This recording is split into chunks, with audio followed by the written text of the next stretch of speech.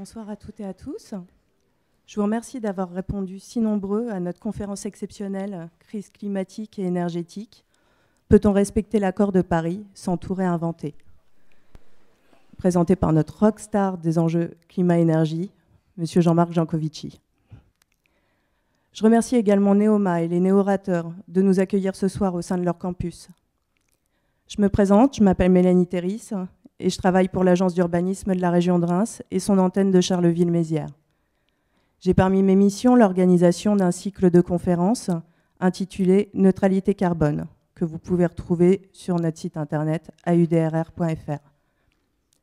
Vous vous interrogez certainement sur ce qui nous a amenés à collaborer entre agences d'urbanisme et Neoma. Il faut remonter le fil de l'histoire.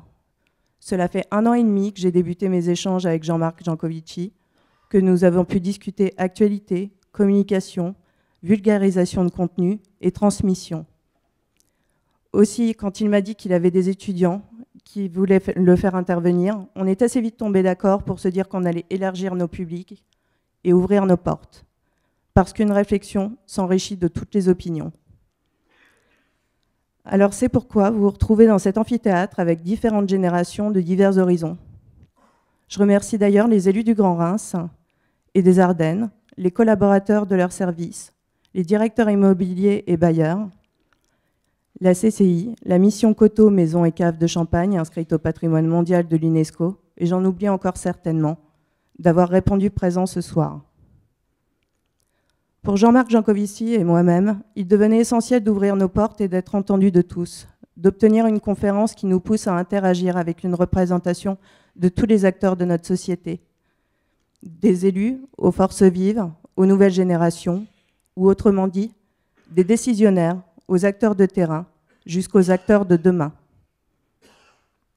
Car pour conduire un changement efficace dans une temporalité courte, il nous faut unir nos forces entre générations et unir nos forces sur nos différents terrains d'action.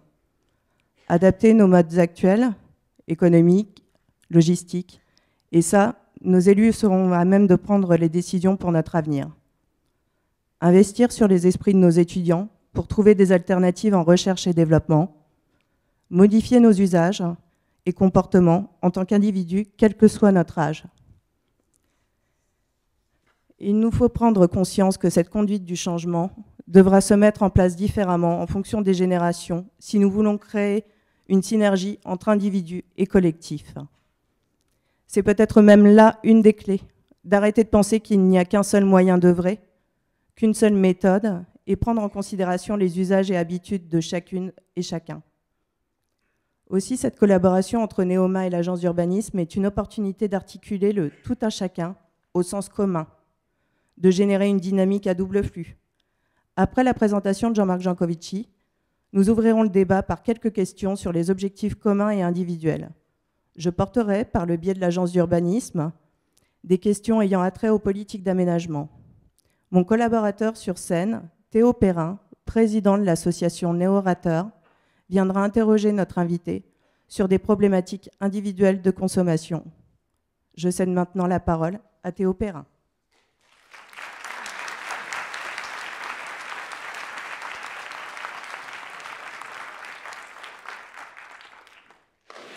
Mesdames et messieurs, bonsoir.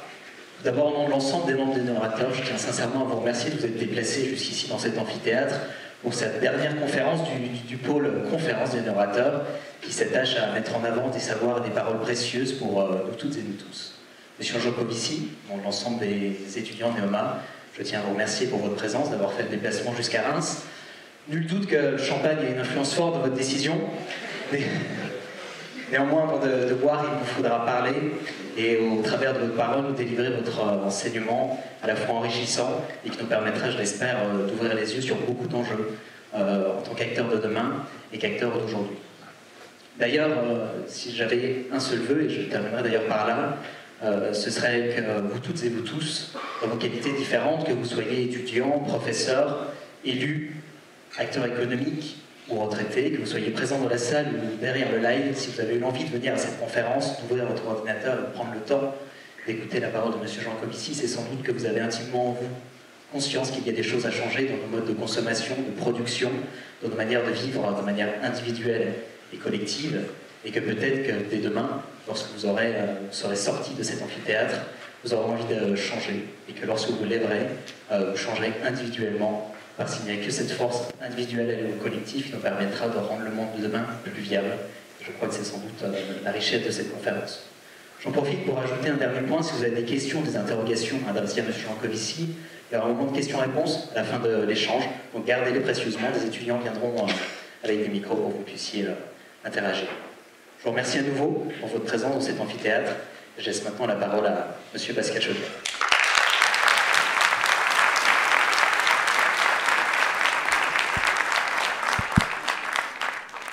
Allez, bien.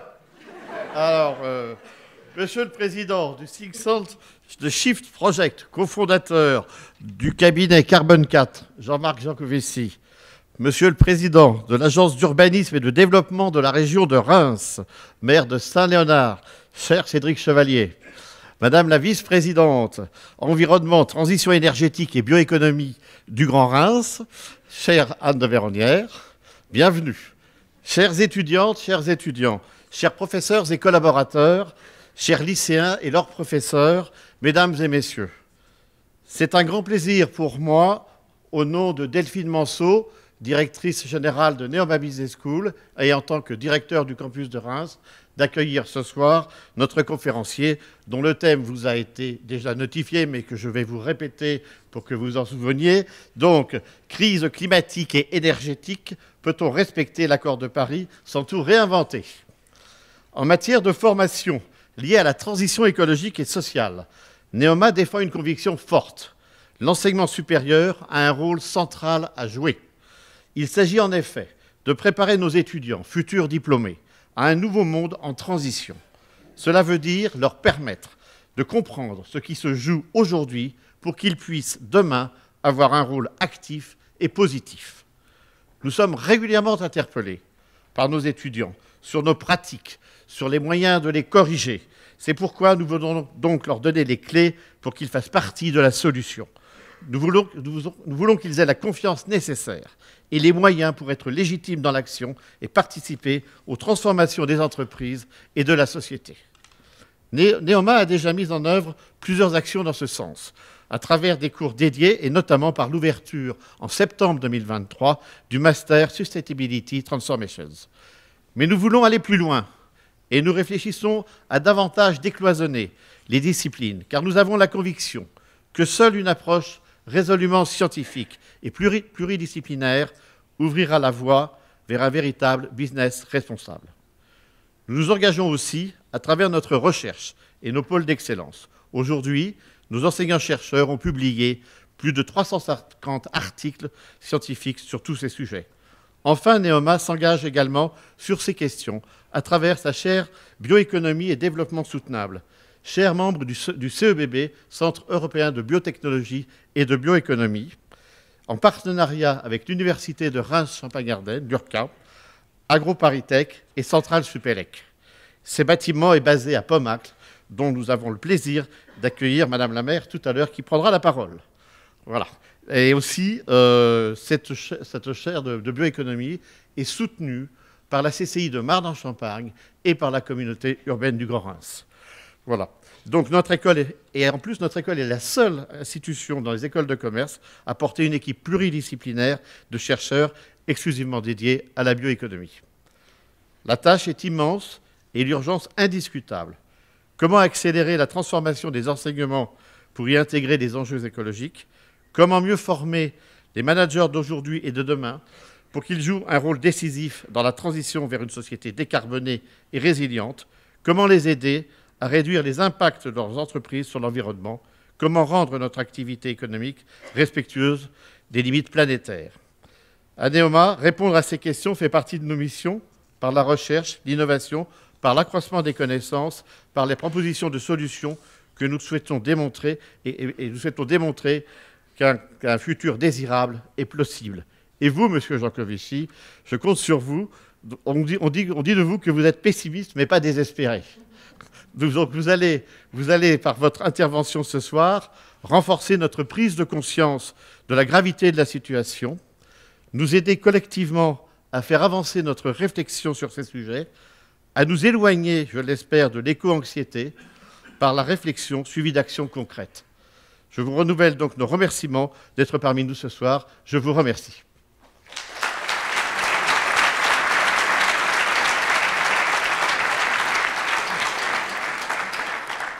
Je passe la parole à Monsieur Cédric Chevalier.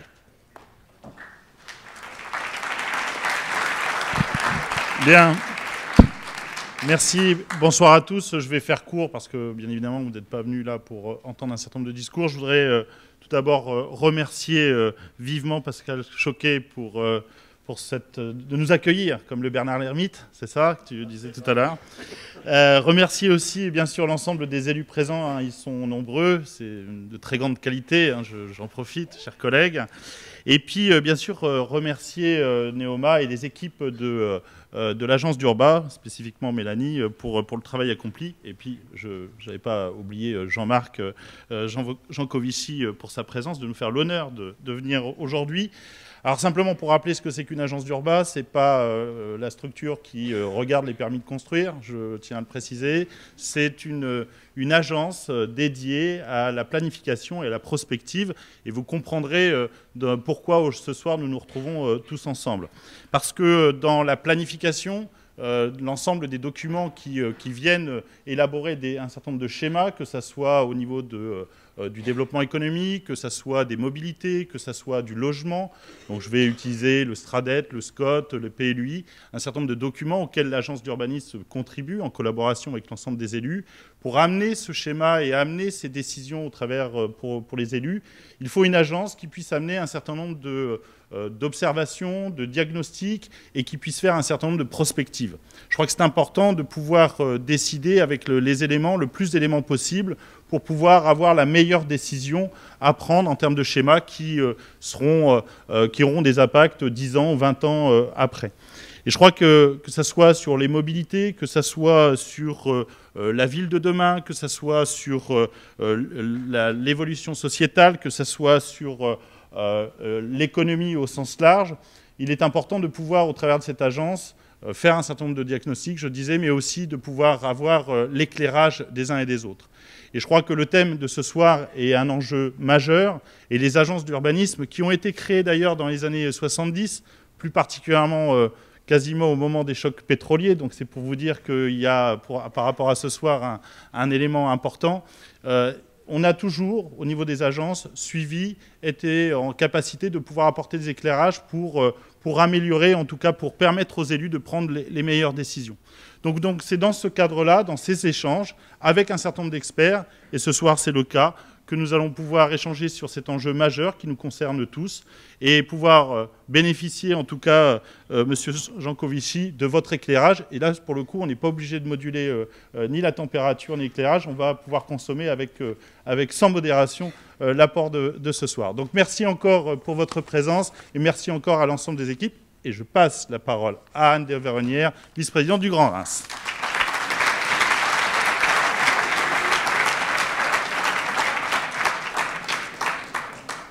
Mesdames, Messieurs, bonjour. Je ne sais pas si vous m'entendez bien, parce que je suis un peu... C'est bon, au fond, vous entendez? Bon. Merci beaucoup. Donc, Monsieur le directeur de Neoma Business School, cher Pascal, Monsieur le président de l'agence d'urbanisme, cher Cédric, je vous remercie beaucoup de nous avoir invités ce jour, parce que bientôt, au mois de décembre, nous allons voter notre PCAET. Alors, est-ce que vous savez ce que c'est un PCAET? C'est un plan climat. Donc, on va voir ce qu'on peut faire pour le climat sur notre territoire. Énergie. Énergie, on va voir quelles sont les énergies renouvelables qu'on va pouvoir développer sur le territoire. Air, pour avoir une meilleure qualité de l'air, et territorial, parce qu'il est adapté à notre territoire. C'est vraiment selon nos spécificités. Parce que sur notre territoire, nous avons, pour vous donner quelques exemples, pour que vous les ayez en tête, 32% de nos émissions de gaz à effet de serre sont dues à l'industrie. Pourquoi? Parce que nous nous sommes réindustrialisés sur le territoire. 30% sont dus au transport. 23% sont dus au résidentiel et au tertiaire. Et 7% sont dus à l'agricole. Donc vous voyez, nous avons beaucoup à faire. Donc je suis ravie qu'il y ait beaucoup d'étudiants ce soir et que vous puissiez avoir en tête que nous, les élus, nous nous organisons pour agir maintenant. Donc nous avons lu, Monsieur Jancovici, nous avons lu le Shift Project avant de réaliser notre PCAET. Et je tiens à vous remercier et remercier vos équipes, s'il vous plaît, parce que le travail que vous avez réalisé, les publications de qualité que vous avez faites, la sensibilisation des élus, la sensibilisation des habitants me paraît primordiale. Et merci à vous, madame, monsieur, d'être là pour cette thématique qui nous intéresse tous. Le Grand Reims est un territoire fortement rural, autour de la 12e ville de France. Nous sommes un territoire où nous avons beaucoup de biomasse, telles que les grandes cultures, les forêts, les vignobles du Champagne. Et nous, aujourd'hui, en tant qu'élus, nous avons le devoir d'agir directement sur les enjeux de mobilité, d'urbanisme ou de développement des énergies renouvelables. Afin de me présenter, je suis maire d'une petite commune, d'une commune rurale de 500 habitants, Pommacle. Et je suis également vice-président en charge de l'environnement, de la transition énergétique et de la bioéconomie pour le Grand Reims. La particularité de ma commune de Pommacle, c'est d'être sur un territoire d'industrie qui se situe à Bazancourt, Pommacle. Peut-être que vous en avez entendu parler. C'est un opérateur majeur dans l'industrie et la recherche sur la bioéconomie. L'engagement du Grand Reims sur notre PCAET, ce sont 80 actions. Et je vous invite à aller sur le site internet de la CU du Grand Reims pour aller donner votre avis en fait, sur les actions, pour nous challenger, vous aussi.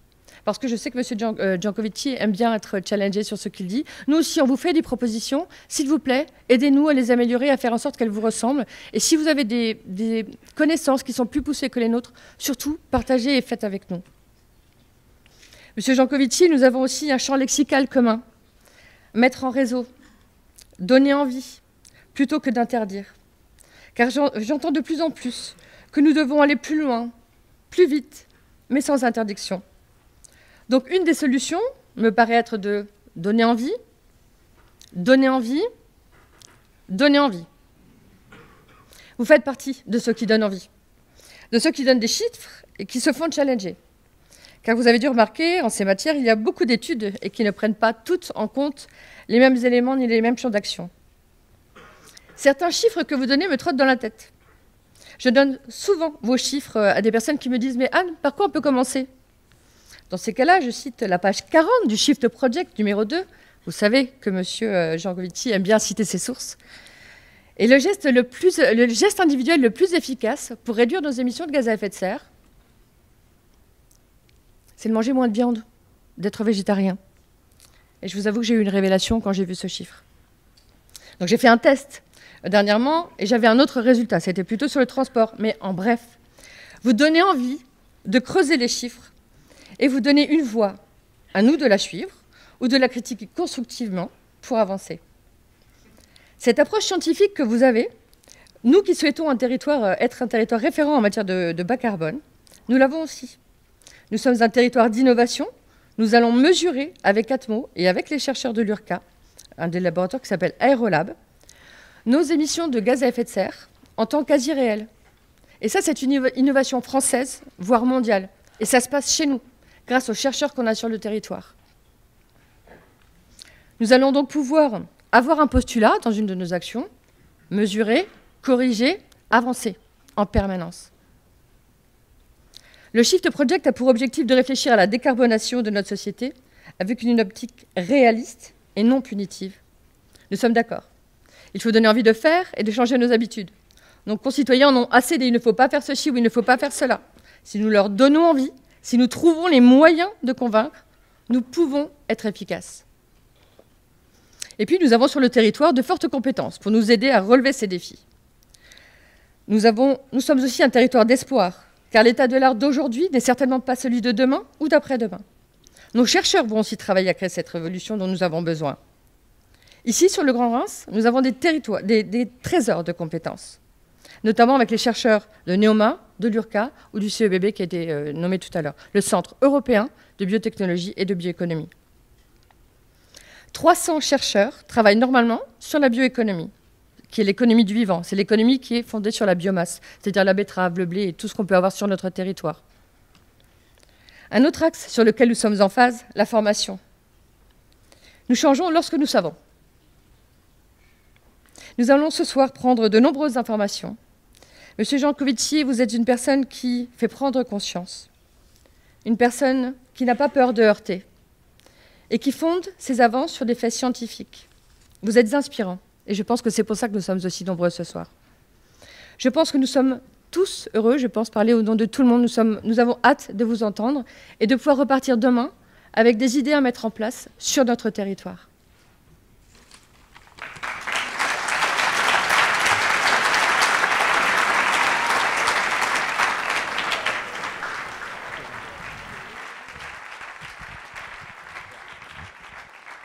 Ça fonctionne, c'est parfait. Alors, que dire après toutes ces introductions là. La première chose que je vais vous dire, c'est que je vais essentiellement vous parler ce soir, pas tant de où allons-nous, ça sera au moment des questions, je vais vous parler de d'où venons-nous, puisque en fait, pour essayer de, vous savez, au plus loin, vous regardez dans le passé, et au plus loin, vous êtes capable de vous projeter dans l'avenir, hein, donc c'est ça que je vais commencer par faire. La deuxième chose, c'est de préciser juste que vous avez 3 logos là, sur cette planche. C'est mes entités d'appartenance, mais je ne m'exprime qu'en mon nom. Voilà, donc je vous précise que ce que je vais dire ce soir n'engage que moi, comme selon la formule consacrée. Pour vous dire très rapidement ce que je fais, donc je travaille effectivement dans une société qui s'appelle Carbone 4, qui ne fait pas que du conseil aujourd'hui, qui fait d'autres choses, mais voilà, ça c'est ma partie alimentaire. Je préside effectivement un think tank, enfin une association qui s'appelle The Shift Project, et puis à côté de ça, je fais de temps en temps un peu de vulgarisation dans cette catégorie-là que je me place ce soir. Alors la vulgarisation, elle m'amène de temps en temps à fréquenter des gens rigolos.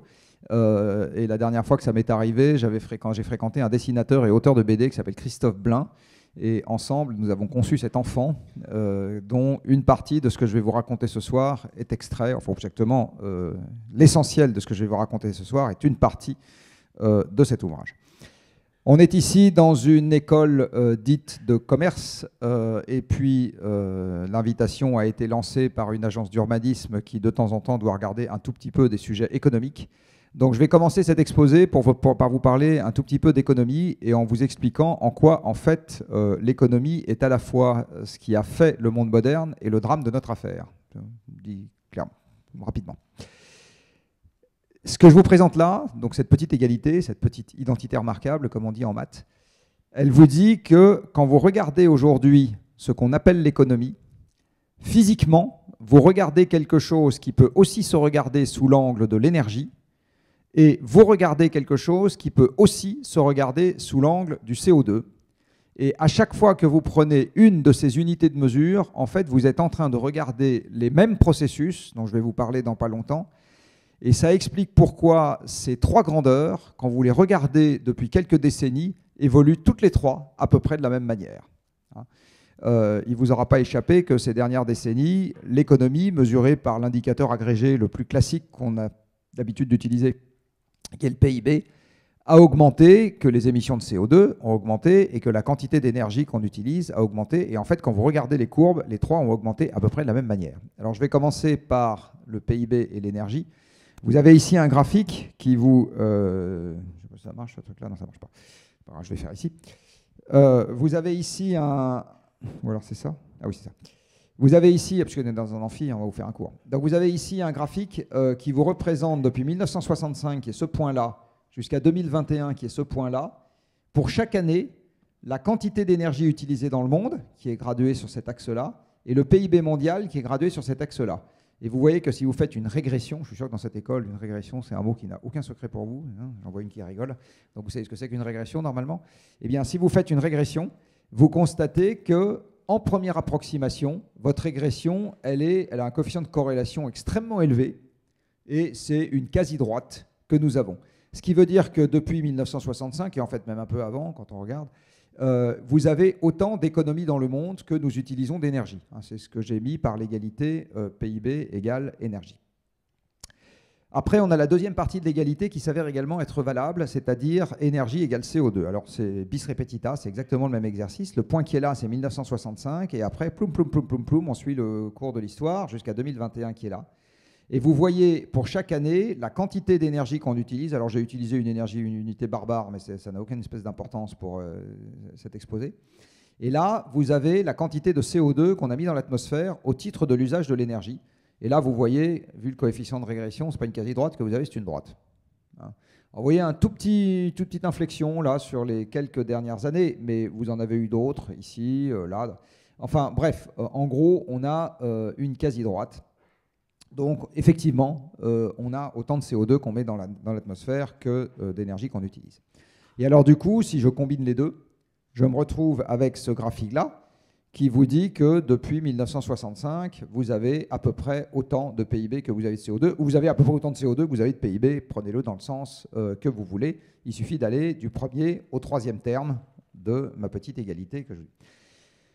Question, est-ce que c'est une fatalité? Est-ce que c'est quelque chose qui est physique? Est-ce qu'on peut s'en échapper? Ou est-ce que c'est quelque chose, il va falloir vivre avec, c'est-à-dire qu'à partir du moment où le CO2 doit ou va partir dans l'autre sens, eh ben, ça va être à peu près pareil pour le PIB. Hein, question. Alors, pour répondre à cette question, il faut se demander ce que c'est que l'énergie. C'est ça la façon de rentrer dans le sujet. Alors, il y a une première manière de discuter d'énergie qui est extrêmement présente en ce moment, c'est évidemment au travers du prix. L'énergie est de temps en temps, et je dis bien de temps en temps, quelque chose qui s'achète et qui se vend. Mais toute l'énergie dans l'univers n'est pas un bien marchand.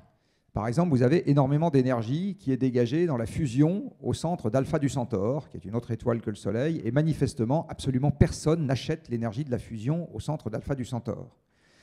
Vous avez énormément d'énergie qui est dégagée par le volcanisme en France, quand il y a un volcan qui s'exprime, et manifestement, il n'y a pas quelqu'un qui achète l'énergie du volcan. Donc il y a plein d'énergie qui se manifeste sur Terre, et ce n'est pas nécessairement un processus marchand. Donc l'énergie peut être incluse dans un processus marchand, mais en fait, ce n'est pas nécessairement un processus marchand. Il peut y avoir plein d'énergies qui sont non marchandes. Deuxième manière qu'on a de rentrer dans le débat, c'est de dire qu'il faut économiser l'énergie. Alors en fait, vous allez voir avec la suite de cet exposé que si vous avez, pour tous ceux d'entre vous qui sont en ce moment à Neoma, l'occasion de faire des études longues, c'est justement parce que nous n'avons pas économisé l'énergie depuis 2 siècles. C'est ça qui a amené à libérer plein de temps pour travailler dans un bureau et en particulier faire des études. C'est le fruit de l'abondance énergétique passée. Une troisième manière que nous avons d'aborder l'énergie en ce moment, c'est de parler du futur monde renouvelable vers lequel nous devons aller. Alors, je vais vous en parler dans pas très longtemps. Et en fait, la très bonne manière de rentrer dans l'énergie, je vais commencer par vous en parler maintenant, c'est la quatrième, et la quatrième, c'est celle-ci. Voici la bonne manière de rentrer et de représenter l'énergie. Alors, pourquoi est-ce que j'ai choisi ce costume d'Iron Person, pour ne pas genrer mon propos, pour vous parler d'énergie? C'est tout simple. Oui, parce que en fait, ce que je vais vous dire derrière, qu'on mette un homme ou une femme à l'intérieur, ça ne change strictement rien. C'est parce que, en fait, quand vous regardez ce que c'est l'énergie, c'est la nourriture qui permet à des machines de fonctionner. Et ce costume d'Iron Man, il est emblématique de l'ensemble du parc de machines que nous avons sur Terre et qui nous rend les services d'un costume de super-héros. Parce que grâce à ces machines, nous allons pouvoir soulever les charges les plus lourdes. Vous voyez, dans les machines qui nous rendent service aujourd'hui, il y a les grues, il y a les chariots élévateurs, etc. Transporter les charges les plus lourdes sur les plus longues distances, grâce aux bateaux, grâce aux camions, grâce aux trains, grâce parfois aux avions. Nous allons pouvoir voler, donc le rêve d'Icare est devenu une réalité. Nous pouvons voir aussi loin que nous voulons, grâce au télescope et à un certain nombre d'autres instruments. Nous pouvons transformer la matière aussi rapidement et aussi intensément que nous le voulons, grâce aux fours industriels, aux hauts fourneaux, aux laminoirs, à tout ce qui peut étirer, décolleter, aplatir, extruder, etc. Nous pouvons faire des réactions chimiques dans des quantités qui sont absolument faramineuses, etc. Donc en fait, toutes ces machines, qui accessoirement aussi lavent le linge, toutes ces machines nous permettent aujourd'hui de démultiplier la puissance de nos propres organismes par des multiples qui étaient proprement inimaginables pour le français ordinaire d'il y a quelques siècles. C'était juste proprement inimaginable. En fait, si on fait un petit calcul d'ordre de grandeur, j'adore faire des calculs d'ordre de grandeur, si je prends l'ensemble du parc de machines qui fonctionne actuellement sur Terre, à l'instant où je vous parle, là, nourri avec ces croquettes particulières, c'est-à-dire l'énergie qui est essentiellement du pétrole, du gaz et du charbon sur Terre, eh bien, il permet, ce parc de machines, de démultiplier la puissance musculaire de l'humanité par un facteur de plusieurs centaines. Alors, il y a plusieurs manières de traduire ce multiple de quelques centaines que je viens de vous donner. La première manière est de dire, dans un monde qui n'aurait pas de machines, c'est-à-dire si demain matin je supprime instantanément l'approvisionnement énergétique des machines mondiales, je divise instantanément la production de tables, de chaises, de chaussettes, de voitures, de mètres carrés, etc., et de bombes de lac chez L'Oréal par 200. D'accord? C'est à ça que ça revient. En fait, je le divise même par encore plus que ça, mais par quelques centaines. Si je considère que l'économie mesure toujours la même chose dans ce contexte-là, ça revient à dire que dans un monde que je priverai brusquement d'énergie demain matin, je divise la valeur de la production économique par quelques centaines. D'accord? Une autre manière encore que j'ai de dire la même chose, c'est que dans ce monde-là, je diviserai la productivité du travail par 200. Car ce qui a augmenté la productivité du travail, probablement que dans vos cours d'économie, on vous en parle de la productivité. Oui, on vous en parle, oui ou non? La productivité du travail, je vous la présente, la voici. Elle est là, la productivité du travail. Est-ce que vous pensez qu'un être humain d'aujourd'hui, il s'est pelleté de la terre 200 fois plus efficacement qu'un être humain il y a 2 siècles? Non, il a 2 bras, 2 jambes et il pelte pas plus vite. Pourquoi est-ce qu'on dit que la productivité du travail a augmenté? Parce qu'en fait, le travail n'est pas fait par des gens, il est fait par des machines, mais on continue de rapporter la production aux gens. Alors évidemment, c'est une illusion d'optique. La productivité du travail n'augmente absolument pas. Enfin, elle augmente un tout petit peu. Ce qui augmente, c'est le fait qu'on ait adjoint des prothèses mécaniques aux gens qui s'appellent des machines. Et la raison pour laquelle un agriculteur d'aujourd'hui produit 200 fois plus de nourriture qu'un agriculteur d'il y a 2 siècles, c'est pas parce qu'il a 200 paires de jambes et 200 paires de bras. C'est parce qu'il a un tracteur, une usine d'engrais, une usine de phytosanitaire, des silos et des camions. Et c'est pas lui qui produit. C'est les tracteurs, les moissonneuses-batteuses, les usines d'engrais. Lui, il est juste là pour donner des ordres aux machines. Vous voyez, le métier que font l'essentiel des gens sur Terre aujourd'hui, on leur couperait les 2 bras, les 2 jambes, et ils seraient capables de parler à la machine de la même manière, ils feraient le même métier. Moi, je pourrais faire le même métier que je fais aujourd'hui, alors ma vie serait moins drôle, mais si on me coupait les 2 bras, les 2 jambes, la personne qui est en train de me filmer, là, on lui couperait les 2 bras, les 2 jambes, il serait capable de parler à sa caméra avec son cerveau, il ferait le même métier qu'aujourd'hui, etc. Votre directeur, c'est pareil. Donc, je ne lui souhaite pas, hein, mais... Donc, vous voyez bien qu'aujourd'hui, en fait, ce qu'on appelle un travail n'a plus rien à voir avec ce qu'on appelait un travail il y a 2 siècles. Hein. Ce qu'on appelle un travail aujourd'hui, c'est essentiellement commander un parc de machines. Hein. Et même quand vous travaillez dans l'industrie, bah vous commandez une machine à commande numérique, vous commandez une ligne de production, et si vous travaillez dans l'industrie pour y faire du contrôle de gestion, vous commandez un ordinateur qui lui-même commande d'autres machines, etc. D'accord ? Tout ça, c'est des machines. Donc en fait, il y a plusieurs manières de représenter ça. Hein. Une autre manière encore qu'on a de représenter ça, c'est qu'un terrien ordinaire, dans un monde sans machine, aurait besoin de plusieurs centaines d'esclaves pour vivre comme aujourd'hui. Ces esclaves seraient attelés devant sa chaise à porteur pour remplacer sa voiture, pédaleraient pour faire fonctionner la machine à laver, seraient attelés, ou je ne sais pas ce qu'ils feraient exactement, parce que le four à 1000 degrés pour faire du ciment, même avec des esclaves, je ne sais pas comment on fait. Voilà. Donc vous comprenez bien qu'aujourd'hui, on vit dans un monde de machines, et ces machines ont aussi fait la mondialisation qui a permis à Neoma d'exister, car les emplois que vous allez trouver à la sortie de Neoma, dans un monde non mondialisé, n'existeraient pas. Les multinationales n'existeraient pas dans un monde non mondialisé, et donc vos emplois n'existeraient pas. Donc vous êtes au service d'un monde mondialisé sous perfusion énergétique, même si vous pensez que ce n'est pas ça que vous faites quand vous êtes embauché comme consultant financier ou contrôleur de gestion. En fait, c'est quand même ça que vous faites. Vous êtes, comme je suis, comme consultant, des supplétifs d'un parc de machines dans une économie mondialisée. C'est ça la réalité physique. Ça explique pourquoi, je vous ai montré cette courbe tout à l'heure, qui n'est en fait pas une courbe, pas une corrélation, c'est une relation de cause à effet, parce que l'énergie, en fait, c'est le parc de machines en service, et nous avons autant de production physique que nous avons de machines en service. Et tant que le système de prix donne à peu près la même valeur à un objet au cours du temps, je dis bien à peu près la même valeur à un objet au cours du temps, eh bien à ce moment, c'est normal que le PIB soit un objet ou un service dérivé de cet objet. À ce moment, c'est normal que le PIB réponde de façon quasi linéaire à l'approvisionnement énergétique. Ce qui veut dire que la sobriété et la hausse du pouvoir d'achat, dans les discours politiques, c'est une évidence. Dans le monde réel, ça se discute peut-être un peu plus. En tout cas, c'est une question qui mérite examen, me semble-t-il. Ça dépend de ce qu'on appelle le pouvoir d'achat, mais si c'est le pouvoir d'acheter des trucs matériels, il y a quelques doutes.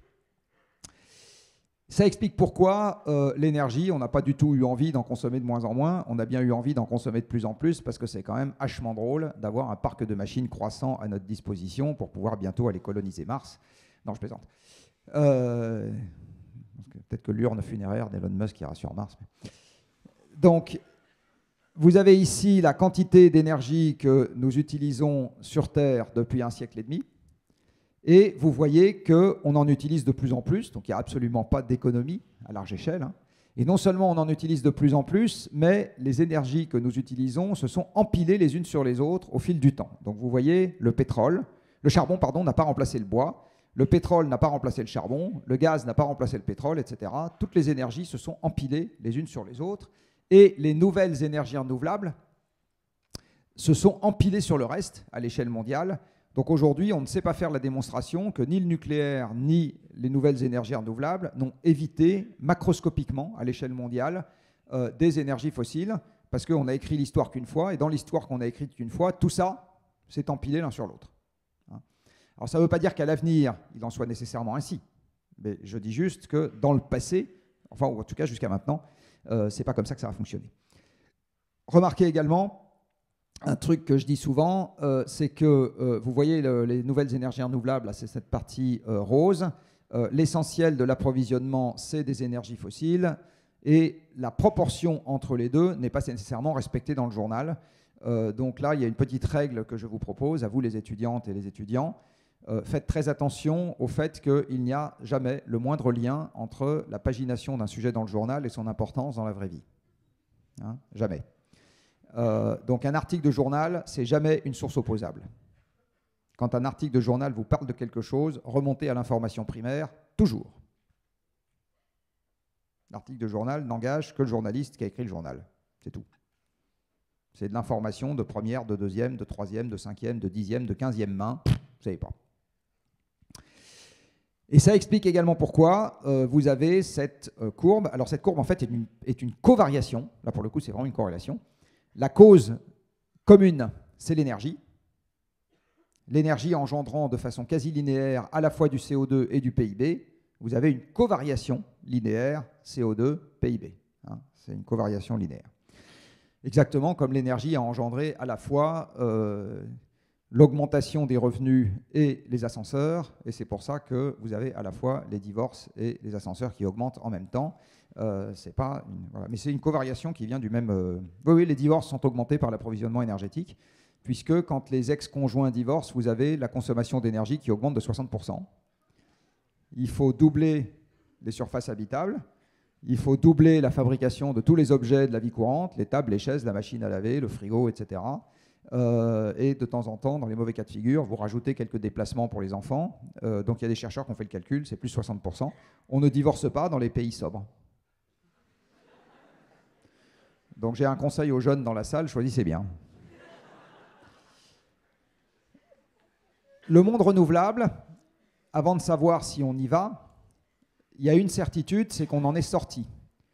Le monde renouvelable, alors il n'y a aucun problème à faire un monde renouvelable, ça ne pose strictement aucun problème. À preuve, c'est le monde dans lequel notre espèce a vécu pendant la quasi-totalité de son existence, c'est-à-dire depuis son apparition jusqu'à il y a 2 siècles. Donc faire un monde 100% renouvelable, ça ne pose aucun problème physique. Encore une fois, avoir des êtres humains dans un monde 100% renouvelable ne pose strictement aucun problème physique. La question qu'il faut se poser, c'est est-ce qu'il est possible, dans un monde 100% renouvelable, de garder 8 milliards d'individus avec 60 ans ou 70 ans d'espérance de vie à la naissance, avec une voiture par ménage, on a 40 millions de voitures particulières en France, hein, avec 600 000 poids lourds dans ce pays, avec du chocolat et du cacao, et du café qui viennent de l'autre bout de la planète au petit déjeuner, etc. Voilà, c'est ça les questions qu'on a. Est-ce que c'est possible? Qu'est-ce qu'il est possible de garder dans ce monde-là et qu'est-ce qu'il n'est pas possible de garder? Et tous les travaux qui vous disent frisous les moustaches, on va tout garder de façon absolument certaine dans ce monde-là, personnellement, j'ai quelques doutes. Je pense que c'est aller un peu vite à la conclusion et mon sentiment, c'est qu'on va devoir faire un tri et on va devoir faire une hiérarchie des renoncements dans ce monde-là parce qu'on ne gardera pas tout. La raison, elle est essentiellement physique. Alors, je vais essayer de vous l'illustrer. Imaginons qu'on prenne un cube d'air qui fait 10 mètres de côté. Alors, 10 mètres de côté, c'est pas très loin d'être en ordre de grandeur le volume d'air de cette salle, probablement un peu plus. Et imaginons que ce cube d'air, je le propulse à 80 km/h, ce qui est un très bon vent, hein, c'est un bon Mistral, s'il y a des étudiants ici qui viennent du sud, et s'il y a des voileux dans la salle, c'est 45 nœuds, donc en général, vous êtes plutôt au port à vous siffler des coups qu'en train de faire le zazou sur un bateau. Et donc je le mets à 80 km/h dans une éolienne.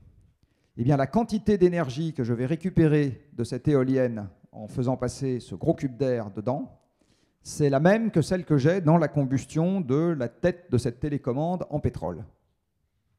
Pas plus. On comprend assez facilement avec cet exemple, et si mon vent soufflait à 40 km/h, ce qui est déjà beaucoup plus fréquent, je diviserais par 8 les 3 millilitres de pétrole. Hein, parce que la quantité d'énergie produite par une éolienne est proportionnelle au cube du vent. Donc je diviserais par 8 et je n'aurais pas 3 millilitres, j'aurais moins d'un demi-millilitre de pétrole. On comprend bien avec cet exemple que la raison pour laquelle on est passé des énergies renouvelables aux énergies fossiles, c'est l'extraordinaire densité énergétique des combustibles fossiles comparée aux énergies renouvelables. Alors j'aurais pu prendre l'exemple de la lumière du soleil, c'est pareil, il en tombe beaucoup sur Terre, mais beaucoup moins par mètre carré que ce que vous pouvez avoir comme densité avec le pétrole. Et c'est pareil avec la biomasse. Tout ça, c'est des énergies qui demandent de l'espace. C'est pour ça que les pays qui encore aujourd'hui ont un approvisionnement renouvelable très important, c'est des pays qui ont beaucoup de relief pour les barrages et beaucoup d'espace pour la biomasse. C'est grâce à ça qu'ils vont avoir un très fort... La Norvège, la Suède, etc. sont des pays qui ont peu d'habitants sur beaucoup de surface, avec beaucoup de montagnes et beaucoup de bois. Voilà, en première approximation, comme ça, ça marche bien. Si on n'est pas dans cette configuration, c'est beaucoup plus compliqué. Ça se traduit également dans les coûts. Et vous allez voir que quand on parle de coût, déjà, on parle d'un truc qui est déjà un peu plus dangereux. Aujourd'hui, si vous prenez un kilowattheure éolien, il sort entre 4 et 8 centimes, hein, à peu près. Mais à ce prix-là, vous avez une conférence s'il y a du vent, et s'il n'y a pas de vent, vous n'avez pas de conférence. Hein. Et donc, vous avez un train qui m'amène de Paris, s'il y a du vent, et s'il n'y a pas de vent, il n'y a pas de train qui m'amène de Paris. Donc, à ce prix-là, vous avez une société dans laquelle l'énergie n'est pas nécessairement disponible à la demande, et donc on ne peut pas bâtir une société basée sur les horaires, ce qui est pourtant la façon dont nous sommes organisés aujourd'hui, et on considère que c'est normal. Quand vous prenez un rendez-vous sur Doctolib pendant 15 jours, Doctolib ne vous dit pas le rendez-vous sera honoré s'il y a du vent. Quand vous allez en cours, ici, on ne vous dit pas le cours aura lieu s'il y a du vent. Et quand vous allez à une soirée étudiante, ce qui vous intéresse beaucoup plus que le cours, on ne vous dit pas la soirée aura lieu s'il y a du vent. D'accord ? Donc notre société aujourd'hui n'est absolument pas basée sur l'aléa. Ça a été le cas pendant très longtemps. Hein. Pendant très longtemps, les sociétés humaines intégraient l'aléa comme un truc normal. Hein. On était très fatalistes. Aujourd'hui, ce n'est pas du tout le cas. On entend vivre dans un monde qui est prévisible, parce que c'est comme ça qu'on est organisé, et les horaires de la SNCF ne disent pas, sous réserve, c'est un peu sous réserve que les cheminots ne fassent pas grève, à partir de demain ils vont le faire, mais c'est sous réserve qu'il y ait du vent, ça n'existe pas. Voilà, bon. Et nulle part, d'accord, encore une fois, nulle part, Amazon ne vous dit pas, je vous livrerai sous réserve qu'il y ait du vent, ça serait plutôt une bonne chose, mais voilà. Donc on est passé dans une société prévisible, ce qui veut dire que la bonne manière de comparer les prix, c'est pas tellement ça, c'est en rajoutant la fonction de stockage qui permet d'avoir l'énergie quand nous, on a décidé d'avoir le cours, d'avoir la soirée, d'aller chez le dentiste, le moins souvent possible quand même, ou de se faire la cuisine. C'est à ce moment-là qu'on veut avoir l'énergie. Et à ce moment, il faut avoir un système dit pilotable. Le pétrole, il est pilotable par nature. C'est-à-dire qu'au moment où vous sortez votre pétrole du sol, vous avez déjà un stock et vous vous en servez quand vous voulez. Donc la voiture qui m'a amené ici, qui est en plus une voiture à pétrole, je crois, très mal, eh bien, c'est au moment où je devais venir ici, on appuie sur l'accélérateur, la voiture avance, donc il y a déjà une fonction de stock hein, dans un hydrocarbure liquide. Dans l'électricité qui vient du vent, il n'y a pas la fonction de stock, il faut la rajouter. Donc si vous la rajoutez, le prix n'est plus le même, hein, le prix augmente de manière extrêmement significative. Le kilowattheure qui comprend déjà sa fonction de stock, le kilowattheure de carburant fossile sorti du désert saoudien ou sorti du désert qatari, c'est pour ça qu'on aime beaucoup les Qataris, eh bien, au moment où il sort, son coût technique, donc je ne vous parle pas des rentes perçues par l'État producteur, je ne vous parle pas des taxes perçues par l'État consommateur, je vous parle juste du coût technique d'extraction, c'est-à-dire la même chose que le coût technique d'extraction du kilowattheure issu du vent, hein, c'est une fraction de centime. C'est-à-dire que c'est de l'ordre de 50 fois moins que ce que nous avons avec un kilowattheure de vent. Et cette différence, la première raison à cette différence, c'est tout simplement la physique. C'est que 1 mètre cube d'air, ça pèse 1,2 kg, que E égale 1,5 de mV2, Et donc, dans un mètre cube d'air qui va se déplacer dans une éolienne, vous n'avez pas beaucoup d'énergie cinétique. Alors que dans 1 litre de pétrole, vous avez 10 kWh, et donc vous avez une énorme densité d'énergie dans ce litre de pétrole. Voilà. Et ça se traduit à l'arrivée par la facilité que vous avez à extraire de l'énergie de l'environnement, qui est beaucoup plus importante dans le cas des hydrocarbures que dans le cas du vent. C'est juste physique. Et par ailleurs, aujourd'hui, l'éolienne, elle est fabriquée avec des combustibles fossiles, puisque nous avons besoin de charbon pour faire le mât qui est en acier. Nous avons besoin de pétrole pour faire toute la chimie organique qui va irriguer tous les secteurs industriels, quels qu'ils soient. Il n'y a pas un secteur industriel aujourd'hui qui n'utilise pas des produits chimiques pour fabriquer vos vêtements, vos lunettes, les chaises et la sono qui va servir à la soirée. Tout ça est fait avec de la pétrochimie. Et enfin, et puis ça sert également au transport intermédiaire. Et enfin, vous avez également besoin d'un combustible fossile, n'importe lequel, pour faire le plot en béton qui va servir à stabiliser l'éolienne. Dans un monde dans lequel nous sommes devenus 100% renouvelables, tout ça n'existe plus. Donc il faut que les engins de mine fonctionnent à l'énergie renouvelable, que la métallurgie amont soit faite à l'énergie renouvelable, que tous les transports mondiaux soient faits à l'énergie renouvelable, que les transports terrestres soient faits à l'énergie renouvelable, que les grues pour ériger les éoliennes fonctionnent à l'énergie renouvelable, qu'elles soient elles-mêmes faites avec des énergies renouvelables, que le ciment soit fait avec une énergie renouvelable. Du reste, il n'y aura plus de ciment parce que faire du ciment, ça émet du CO2. Enfin voilà, donc dans un monde où on est 100% neutre en carbone et où tout ça disparaît, est-ce que le coût de mon kilowattheure éolien reste le même? Qui pense que oui? Qui pense que non? C'est comme dans les assemblées de copropriétaires. Et donc tous les autres n'ont pas d'avis. C'est comme ça qu'on adopte les résolutions aussi dans les assemblées de copropriétaires. Donc vous voyez bien qu'aujourd'hui, la seule chose dont on ait fait la démonstration, alors c'est une démonstration intéressante et importante, mais c'est quand même juste ça dont on a fait la démonstration. On a fait la démonstration que dans un monde qui consommait de plus en plus d'énergie fossile, on a réussi à se procurer de plus en plus facilement des éoliennes, des panneaux solaires et des méthaniseurs. Question, qu'est-ce qu'on réussit, qu'est-ce qu'on continue à avoir facilement dans un monde qui a de moins en moins d'énergie fossile? Alors je peux vous dire qu'aujourd'hui, tous les gens qui font de la prospective énergétique se sont jamais posé la question de l'évolution de la productivité du travail dans un monde avec de moins en moins d'énergie fossile. Du reste, même le scénario négawatt, il contient de la croissance. Il imagine que la productivité du travail continue d'augmenter. Personnellement, j'ai des doutes. Je pense que dans un monde avec de moins en moins d'énergie, la productivité du travail va baisser. Et donc, n'importe quoi va coûter plus cher, y compris les éoliennes. Et la question, c'est comme on ne pourra pas se payer de tout plus cher, eh bien, comment est-ce qu'on va arbitrer nos choix? Voilà. Ça, aujourd'hui, le cahier des charges, il n'existe pas dans la réflexion collective. On essaye de l'avoir un tout petit peu au Shift Project, encore que nous, on essaye surtout de raisonner autrement qu'en euros. Et ça explique ce que je viens de vous dire, pourquoi ça fait 2 siècles, encore une fois, qu'on passe notre temps à se débarrasser des énergies renouvelables. Donc on avait une marine renouvelable, vous voyez, avec du coton ou du lin renouvelable pour faire les voiles, du bois renouvelable pour faire les mâts, des marins renouvelés quand ils mouraient du scorbut, là, et une coque en bois renouvelable, et tout ça navigue sur la mer. Et on s'est mis à avoir une marine fossile qu'on considère comme étant beaucoup plus efficace. On avait des transports terrestres renouvelables, et on s'est mis à avoir des transports terrestres fossiles qu'on considère comme étant beaucoup plus, voilà, grâce auxquels vous pouvez avoir vos livraisons du Black Friday le lendemain, parce qu'avec ça, c'est plus compliqué. On avait des travaux publics pour faire passer les carrioles renouvelables, et aujourd'hui, pour faire passer les camions, on a des travaux publics fossiles qui sont évidemment beaucoup plus efficaces. On avait une construction renouvelable, ce grâce à quoi Notre-Dame a pris 2 siècles en version 1. En version 2, Macron a dit qu'en 5 ans, ça serait plié.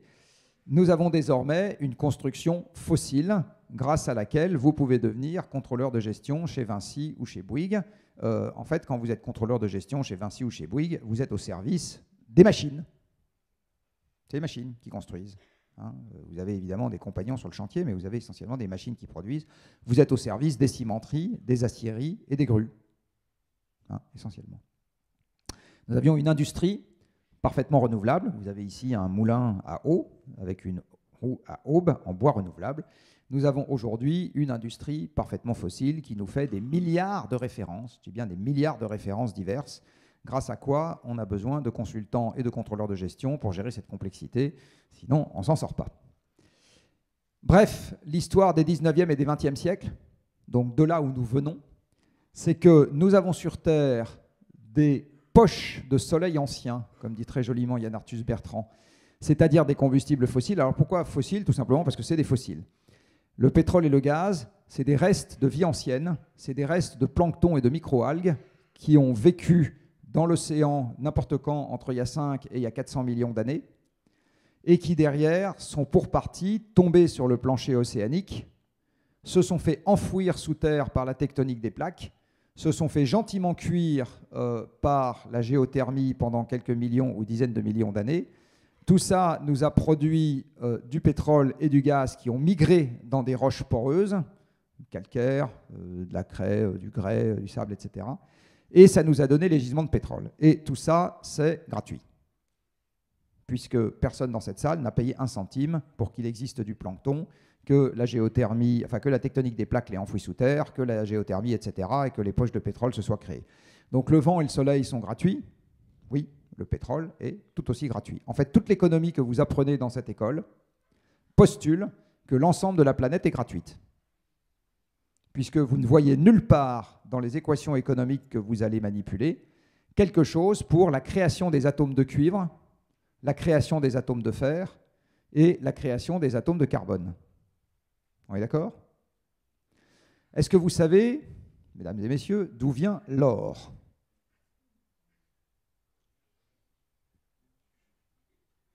D'où vient l'or? Exactement, des étoiles.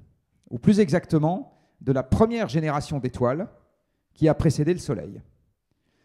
Qu'est-ce qui s'est passé dans ces générations d'étoiles? Donc après le Big Bang, vous avez une grande soupe de protons dans l'univers, et ces protons s'organisent s'agglutinent et créent la première génération d'étoiles. Dans cette première génération d'étoiles, vous allez avoir de la fusion. Donc à partir de ces protons, vous allez voir apparaître de l'hélium, puis ensuite vous allez avoir de la fusion d'éléments ça va vous faire apparaître des trucs de plus en plus lourds, du bore, du carbone, de l'oxygène, etc. Et sauf qu'au fer, ça s'arrête, parce que au-delà du fer, la fusion ne dégage pas d'énergie, elle en consomme. Donc votre étoile, elle crée tous les éléments jusqu'au fer, mais l'or est un élément qui est avec un numéro atomique plus important que le fer. Au moment où votre étoile arrive en fin de vie, certaines d'entre elles se transforment en supernova. Vous savez, supernova, c'est une explosion stellaire, et à ce moment, les températures atteignent des niveaux tels que tous les éléments qui sont compris entre le fer et l'or vont se créer dans cette explosion. Entre le fer et l'uranium, pardon, vont se créer dans cette explosion. Puis c'est dispersé dans l'espace. Et ces poussières vont s'agglutiner autour de la deuxième génération d'étoiles qui se crée. C'est comme ça que se crée la planète Terre, avec dessus les 92 éléments du tableau de Mendeleïev, arrangés de plein de sortes de manières différentes. Ça s'appelle des ressources naturelles. Et notre activité productive consiste à aller chercher ces ressources naturelles dans l'environnement, à réarranger les atomes d'une autre manière pour faire des ciseaux et des smartphones ou regarder Kim Kardashian. Mais c'est uniquement une activité de transformation où on aura pris dans l'environnement des ressources naturelles pour en faire autre chose. Ces ressources sont apparues gratuitement dans l'environnement, toutes autant qu'elles sont, y compris le pétrole. Donc ces combustibles fossiles sont gratuits, vont nous permettre, via les machines, de transformer tout le reste de ce qui nous tombe sous la main, qui est tout aussi gratuit. Donc dans toutes les équations économiques que vous manipulez et que je manipule toute la journée, puisque comme chef d'entreprise, enfin comme co-chef d'entreprise, on est 3 à diriger Carbone 4, je manipule aussi des comptes, et donc dans les comptes, il n'y a pas plus ce que je vais vous raconter que dans l'économie que vous apprenez. Mais dans l'économie que vous apprenez, il n'y a nulle part de dotation aux amortissements à chaque fois qu'il y a des ressources naturelles qui sont consommées dans un processus de transformation. Vous n'avez pas de dotation aux amortissements pour diminution des stocks résiduels dans les mines de cuivre, dans les mines de tungstène, dans les mines de chrome et dans les réservoirs de pétrole. D'accord ? Et vous n'avez pas de provision pour risque pour les perturbations futures à venir. D'accord ? Donc notre système de prix, il est extrêmement partiel et assez largement aveugle sur les problèmes qui nous attendent. Il n'est pas fait pour ça. Donc ces combustibles gratuits vont nous permettre, grâce aux ressources gratuites et aux hommes payants, c'est la seule chose qui est payante dans cette histoire, des salaires et des rentes, c'est les hommes, de faire la totalité des produits que nous trouvons aujourd'hui. Et le fait d'avoir mis les machines au travail à notre place a également, alors je n'ai pas le temps de vous le dire ce soir, mais c'est dans l'excellente BD dont je vous ai parlé tout à l'heure, ça a tout déformé dans le monde qui nous entoure. Donc déjà, on a supprimé les agriculteurs, on n'en avait plus besoin, on les a remplacés par des tracteurs et les betteraves sont aujourd'hui, on en a parlé tout à l'heure, plantées par des tracteurs, récoltées par des tracteurs, transportées par des tracteurs, transformées par des machines, etc. Les gens là-dedans, ils servent juste à donner des ordres aux machines. Si on devait revenir à la culture de la betterave à la main, je pense que la bioéconomie ne ressemblerait pas exactement à ce que vous avez en tête. Comme on a dégagé du temps, on peut étudier de façon longue, on peut prendre notre retraite. Il n'y avait pas de retraite il y a 2 siècles. Les premières retraites, je crois, en France sont apparues pour les corsaires, sauf erreur de ma part, qui en général, c'est une profession un peu risquée. Donc, on ne prenait pas de grands risques à promettre la retraite à 65 ans pour les corsaires. Ça risquait pas de grever de beaucoup les finances de l'État. La mondialisation, qu'est-ce que c'est que la mondialisation? Des bateaux et des camions. Donc, c'est l'énergie abondante. La tertiarisation de l'emploi. Pourquoi est-ce que l'emploi se tertiarise quand l'énergie abondante arrive? Parce que comme on met les machines au boulot à la fois dans l'agriculture puis dans l'industrie, qu'est-ce qu'on a à faire nous? Juste, on gère la complexité du monde dans des bureaux. Voilà, c'est ça qu'on fait. Donc les emplois tertiaires, c'est des emplois où on gère les flux physiques faramineux qu'on a créés grâce au parc de machines. Il faut les financer, les banques et les assurances, il faut les vendre, les vendeurs, il faut apprendre à les faire, il faut apprendre à faire fonctionner les machines et apprendre à faire les machines, l'enseignement, il faut apprendre à gérer les machines, l'enseignement de l'économie, etc. Tout ça, c'est des fonctions tertiaires. Regardez à quoi ressemblait le monde quand il était sobre en énergie il y a 3 siècles en Occident. Regardez à quoi ressemble le monde encore sobre en énergie aujourd'hui dans un certain nombre de pays dans le monde. Vous n'avez pas des armées d'employés de bureau et vous n'avez pas des études longues et vous n'avez pas des retraites pour tout le monde. Tout ça, c'est le fruit de l'abondance énergétique. Autre chose qui est le fruit de l'abondance énergétique, c'est l'égalisation des conditions entre les hommes et les femmes, parce que l'abondance énergétique a fait terriblement baisser la mortalité infantile, qui était quand même quelque chose qui était générateur d'énormément de grossesses chez les femmes et donc d'une espèce de handicap permanent, j'ai envie de dire. Ça a permis d'alléger de façon considérable les soins aux enfants, les couches jetables, la machine à laver, etc. On a externalisé une partie des fonctions domestiques, les plats préparés tout près, etc. Tout ça, c'est de l'énergie. Et la tertiarisation de l'emploi a rendu sans importance les différentiels de force physique. Aucune espèce d'importance d'avoir un différentiel de force physique pour les emplois de bureau. Donc en fait, quand vous regardez bien l'essentiel des revendications et des avancées sociales, qu'il s'agisse des 35 heures, des congés payés, etc., des retraites, en fait, vous allez trouver les machines planquées derrière pour à peu près la totalité de ce que nous avons vécu. C'est également pour ça qu'on a mis tous les gens en ville. Le Grand Reims, il y a 1 millier d'années, c'était un tout petit Reims. Un tout petit Reims. Est-ce que vous savez quelle était la taille de Lutèce à l'époque de l'Empire romain? Oui, c'est ça. À peu près 10 000 habitants. Pourquoi est-ce que Lutèce était si petit à cette époque-là? Parce que la première chose dont vous avez besoin en ville, c'est de manger, juste après boire, en ce qui concerne les étudiants. Donc la première chose dont vous avez besoin, c'est de manger. Et le surplus agricole, à l'époque, pardon, la nourriture qui était disponible dans une ville, il y a très longtemps, c'était le surplus agricole qu'on pouvait dégager dans un disque dont le rayon était quelques jours de marche à pied ou quelques jours de trajet en charrette à bœuf. Et ça ne faisait pas beaucoup de surplus agricole, parce qu'à l'époque, il n'y avait pas de machines, pas d'engrais, pas de phytosanitaires. Et par ailleurs, en quelques jours de marche à pied ou de charrette à bœuf, on n'allait pas très loin. Les grandes villes sont le produit de l'énergie abondante. Ce qui veut dire que dans un monde très sobre en énergie, le Grand Reims sera un plus petit Reims. Le Grand Paris sera un encore plus petit Paris. L'Île-de-France a 10 millions d'habitants. Personnellement, je pense que ça ne flotte pas dans un monde en très forte contraction énergétique. Ce qui est un tout petit sujet. Là aussi, je ne vois pas beaucoup les gens se pencher sur ce genre de questions dans les agences d'urbanisme. Je vais parler sous le contrôle des gens compétents ici, mais enfin, je pense que la dépendance physique des tissus urbains aux transports longue distance qui permettent d'amener la nourriture, les vêtements, tous les produits qu'on va pouvoir utiliser en ville, d'évacuer les déchets et surtout de faire vivre un monde de machines qui justifie des emplois tertiaires, je pense qu'à peu près personne, dans aucune agence urbanisme dans ce pays ni ailleurs, ne se pose la question de savoir à quoi ressemble la forme urbaine dans un siècle, dans un monde qui a considérablement moins d'énergie qu'aujourd'hui. C'est un non-sujet absolu et les élus continuent à accorder des permis de construire, des permis de construire dans des zones où je ne sais pas ce que les gens feront dans 50 ans. Je ne sais pas. Très honnêtement, je ne sais pas. Et peut-être même avant. Voilà, donc on a fait, et plus les gens ont eu beaucoup d'énergie dans le pays, et plus ils ont eu rapidement des voitures, et plus on a étalé les banlieues, par exemple. C'est-à-dire que les Européens qui ont démarré leur ville avant l'énergie abondante, ils ont tous des cœurs de ville denses.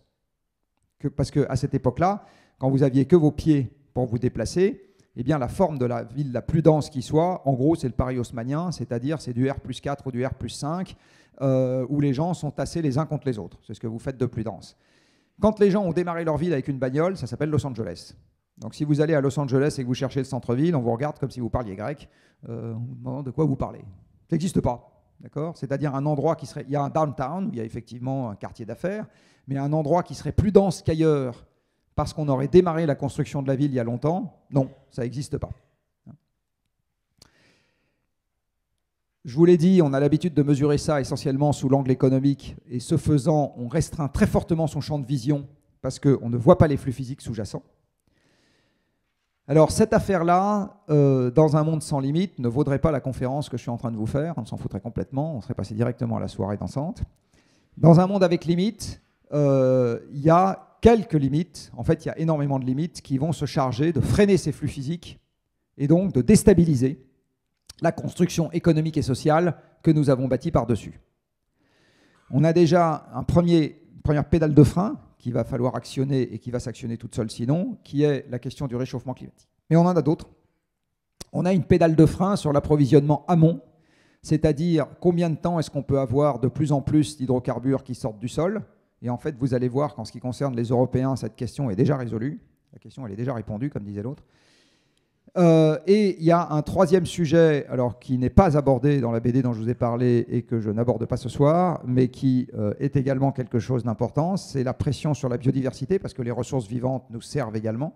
C'est la pression sur les minerais métalliques et non métalliques. Par exemple, dès à présent, aujourd'hui, pour faire le Grand Paris, on commence à avoir besoin de matériaux de carrière qui viennent de très loin, parce que les carrières franciliennes commencent à plus être suffisantes. On commence à aller pomper du sable dans certaines baies bretonnes parce qu'on n'a plus assez de sable sur Terre. Donc on va aller déstabiliser les écosystèmes marins pour ça. Et pour vous donner juste une indication sur le cuivre, vous savez que le cuivre est un métal qui est très utilisé dans les systèmes électriques. Il y a un warning qui a été sorti il y a maintenant peu de temps par l'Agence internationale de l'énergie qui a dit que la quantité totale de cuivre sortant des mines actuellement en exploitation ou en développement, une mine en développement, c'est une mine où les infrastructures de production sont en cours de construction. C'est les projets où on a décidé d'y aller. Eh bien, la production de cuivre qui sort de l'ensemble de ces mines devrait passer par un pic dans les 2 à 3 ans qui viennent.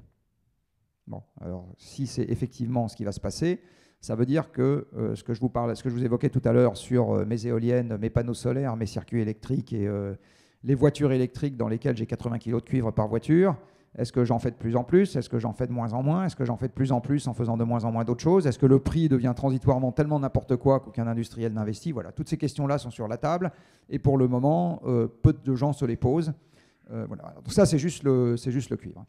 Je vais vous parler très rapidement de ces deux trucs-là avant de passer aux questions. Alors, en ce qui concerne le réchauffement climatique, je ne vais pas vous faire toute la liste des conséquences parce que là, vous seriez franchement déprimés. Retenez jusqu'à 2 degrés quand même, histoire de vous déprimer, qui est l'objectif politique que nous avons aujourd'hui. À 2 degrés, vous avez entre 1 et 2 milliards d'individus sur Terre, je dis bien entre 1 et 2 milliards d'individus sur Terre, qui vivent dans des zones où plus de la moitié de l'année, il n'est pas possible de sortir sans risquer sa peau. C'est tous les gens qui vivent dans la bande équatoriale, où il fera, plus exactement, une grande partie de l'année, où il y aura une grande partie de l'année une température de l'air qui sera au-dessus de la température de la peau et un air saturé d'humidité, de telle sorte que si vous sortez dehors, vous serez en contact avec un air plus chaud que votre corps, plus chaud que votre peau. Et par ailleurs, vous ne pourrez pas refroidir votre corps en transpirant, c'est-à-dire en évaporant de l'eau à partir de votre peau, puisque l'air étant saturé d'humidité, il ne sera pas possible de rajouter de la vapeur d'eau dedans. Donc en gros, on aura transformé ces zones-là en une espèce de hammam permanent. Et si vous vous aventurez à l'extérieur plus de quelques heures, même une personne en bonne santé court le risque d'y laisser sa peau. 1 à 2 milliards d'individus sont potentiellement concernés dans un monde qui se réchauffe de 2 degrés. 2 degrés, l'objectif politique. Dans un monde à 2 degrés, la quasi-totalité des coraux tropicaux sont morts. il y en a déjà 15% qui sont morts aujourd'hui. Dans un monde à 2 degrés, les forêts, enfin les espèces végétales que nous avons aujourd'hui dans les forêts, il y en a en gros la moitié qui sont mortes.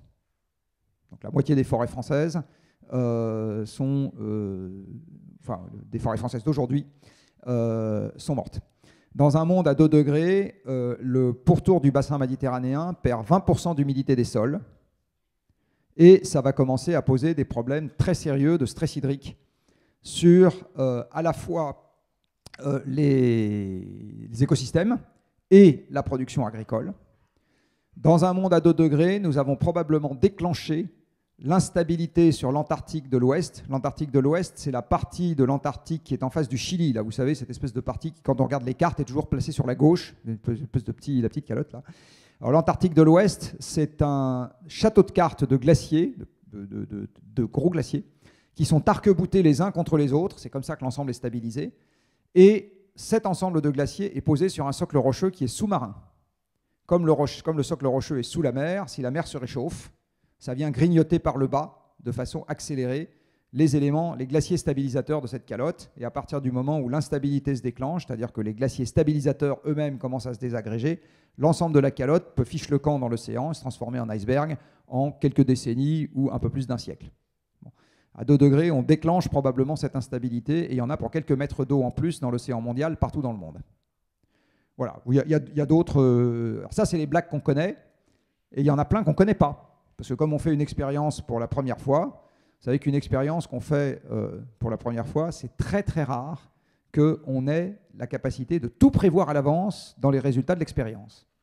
Donc ce qui va se passer avec le réchauffement climatique, c'est qu'à mesure que le temps passera, on aura des surprises mauvaises, de plus en plus amples et de plus en plus fréquentes. Voilà, c'est comme ça que ça va se passer. Ça ne va pas du tout arriver de manière continue, les conséquences du réchauffement climatique. Il y aura de temps en temps la différence entre lundi et mardi. Exactement comme Poutine, voilà, c'est le même genre de truc. Alors si on ne veut pas jouer trop méchamment avec le feu, c'est quoi le cahier des charges? Vous avez ici un graphique qui est issu du dernier rapport du GIEC et qui vous donne le réchauffement planétaire que nous obtenons en fonction de la quantité totale de CO2 qu'on met dans l'atmosphère. Alors pourquoi la quantité totale? Vous pourriez me dire, une fois qu'on met du CO2, il y en a une partie qui ressort, donc en fait, c'est pas la quantité totale qui compte. Alors en fait, si, parce que le CO2 étant un oxyde, dioxyde de carbone, c'est une espèce chimiquement stable, et le CO2, tant qu'il est au milieu de l'atmosphère, il est éternel. Il n'a pas de processus d'épuration spontanée dans l'atmosphère. Donc il s'y accumule. Pour qu'il ressorte de l'atmosphère, il faut qu'il revienne au contact du sol, où là, il va soit se dissoudre dans l'océan, c'est un phénomène de vase communicant, soit il va être repris par la végétation. Et dans les deux cas de figure, c'est une reprise qui ne peut pas être perpétuelle. Une fois qu'il n'y a plus de place dans l'océan pour reprendre du CO2, ça s'arrête. Et une fois que la végétation s'est arrêtée de croître, si tant est qu'elle croisse, parce que pour le moment elle diminue, il y a de la déforestation, ça s'arrête aussi. Donc c'est un phénomène lent et c'est un phénomène au contact du sol. Du coup, tout ce qui compte, c'est la quantité totale de CO2 qu'on émet. Alors à fin 2022, l'humanité avait émis 2400 milliards de tonnes de CO2, dont vous voyez la décomposition ici. C'est d'abord du charbon, ensuite de la déforestation, ensuite du pétrole, ensuite du gaz. Et du coup, la température s'est réchauffée d'à peu près 1,2 degré. Vous en avez déjà entendu parler, hein, c'est les 1,2 degrés de réchauffement qu'on a déjà aujourd'hui, qui nous ont donné déjà la canicule qu'on a eue l'été dernier, la canicule que les Canadiens ont eue l'année d'avant, la canicule qu'il y a eu en Chine l'été dernier, le stress, etc., la canicule que le Pakistan a connue l'été dernier, puis les inondations monstrueuses de mousson que le Pakistan a connues juste après. Voilà, tout ça, c'est 1,2 degré. Si on veut se limiter à 1,5 degré, donc la version ambitieuse de l'accord de Paris, à ce moment, nous devons limiter les émissions cumulées d'ici à 2100, puisque c'est 1,5 degré en 2100. On doit limiter les émissions cumulées d'ici à 2100 à 3000 milliards de tonnes. Et comme vous êtes des comptables distingués dans cette école, vous faites comme moi le calcul, 3000 moins 2400, ça veut dire qu'il en reste 600 à émettre. On est d'accord? Ce qui veut dire que sur les 80 ans qui restent jusqu'en 2100, pour satisfaire à l'accord de Paris, il faut émettre un quart de ce qu'on a émis sur le siècle qui vient de s'écouler, avec une population qui est en moyenne 3 fois supérieure. Donc divisé par 4, divisé par 3, ça veut dire qu'un être humain qui naît aujourd'hui, il a le droit, sa vie durant, à 1/10, pour donner un chiffre rond, des émissions que ses grands-parents qui meurent aujourd'hui ont eu pendant leur vie. C'est ça que ça veut dire. Si on part sur les 2 degrés, et vous avez entendu tout à l'heure ce qu'on a déjà comme conséquence à 2 degrés, eh bien, on fait le même genre de règle de 3, on a droit à 3600 milliards de tonnes, dont 2400 ont déjà été émises, il en reste 1200, je refais le calcul, et mon bébé a droit au 5e des émissions de ses grands-parents. Une autre manière de dire la même chose, c'est que si je veux respecter les 2 degrés, il faut que les émissions planétaires baissent de 5% par an à partir de maintenant, tous les ans, de telle sorte qu'elles soient divisées par au moins 3 d'ici à 2050. Alors l'Europe a dit, nous, neutre. Mais enfin, neutre, c'est encore plus fort que divisé par 3. Donc on va déjà commencer par regarder divisé par 3. Bien, divisé par 3, c'est une baisse de 5% par an. Il se trouve que 5%, c'est la baisse qu'on a eue l'année du Covid, en 2020, ce qui vous a sûrement laissé d'excellents souvenirs, claque Murray, vous étiez dans vos chambres. Eh bien, il faudrait, si on veut respecter l'accord de Paris, un Covid supplémentaire par an. Donc après le Covid, on ne remet pas le système dans l'état pré-Covid, on le laisse là où il est, puis on prend une deuxième couche, deuxième Covid, en plus. D'accord ? Puis, donc les gens qu'on n'avait pas confinés, on les confine en plus. Puis la fois d'après, l'année d'après, on en reconfine encore en plus de ceux qui étaient... Voilà, c'est ça qu'il faut faire tous les ans, 5% de baisse, si on veut respecter l'accord de Paris. Alors, vous serez d'accord avec moi que pour le moment, comme disait un certain personnage de Queneau dans Zazie dans le métro, savoir Zazie, c'est tu causes. C'est ce qu'on fait pour le moment. Hein. Et on n'est pas du tout, mais alors absolument pas du tout, en train de planifier un rythme de baisse de cet ordre de grandeur. Pas du tout, ni en France, ni en Allemagne, ni en Grande-Bretagne, ni ailleurs. Donc on fait des plans, Fit for 55, etc., mais c'est des discours pour le moment. Hein. C'est pas du tout des plans. Alors pour savoir ce que ça veut dire, je vais finir par ça, parce que je vais revenir sur l'économie. Je vais vous présenter une petite équation qui s'appelle l'équation de Kaya. En fait, c'est une identité remarquable. Alors elle commence de manière très simple, cette équation de Kaya. Elle commence en disant que les émissions planétaires de CO2 sont égales à elles-mêmes. Là, jusque-là, je pense qu'on devrait être d'accord, même si j'en vois un qui baille, je pense que même lui est d'accord. Je divise et je multiplie par la quantité totale d'énergie qu'on utilise sur Terre, ce qui en fait met en route le parc de machines. Hein. Je multiplie et je divise par la production de ce parc de machines, le PIB, et je multiplie et je divise par la population mondiale. Donc je viens d'écrire que les émissions planétaires de CO2 sont le produit de 4 termes qui sont respectivement la population, la quantité de produits, de flux physiques transformés que je crée par personne, la quantité d'énergie dont j'ai besoin à chaque fois pour créer un de ces flux physiques et la quantité de carbone dont j'ai besoin à chaque fois pour avoir cette unité d'énergie. D'accord ? Et maintenant, je dis, l'accord de Paris, c'est ça, je le divise par au moins 3 d'ici à 2050. Et le sera, vous verrez dans pas longtemps, c'est le dessert, pourquoi de toute façon, un jour, on y sera. Alors vous êtes d'accord avec moi que quand A égale B, si je divise A par 3, c'est que fatalement, j'ai divisé B par 3. Non ? Oui ? Il y a une hésitation ? Non ? C'est bon. Je vous le fais à 2,5 si vous êtes sympa. Non. Par 3. Alors une première option, évidemment, c'est de diviser la population par 3. Bon. Qui est candidat dans cette salle à mettre en œuvre un programme de division de la quantité de la population mondiale par 3 d'ici à 2050 ? Non ? Oui ? Là-bas ? Non. Voilà. Donc heureusement, on n'en est pas là. Alors quand on regarde les scénarios, et j'insiste sur le fait qu'un scénario, c'est une hypothèse, c'est absolument pas une garantie. Hein, c'est pas une certitude, un scénario. Un scénario n'a jamais été une certitude, c'est une hypothèse. Les scénarios démographiques vous disent c'est plus 20% à plus 30% d'ici à 2050. J'insiste sur le fait que c'est un scénario, donc là-dedans, vous n'avez pas l'éventualité Don't Look Up. Vous avez vu Don't Look Up ? Oui ? Qui a pas vu Don't Look Up ? Je vous conseille de le voir, hein, ça vaut vraiment le coup. Hein. Eh bien, vous avez, pour ceux qui l'ont vu, le dialogue entre le monde scientifique et le monde politique dans Don't Look Up est extrêmement réaliste. Et le fou furieux de la technologie, il est extrêmement réaliste aussi.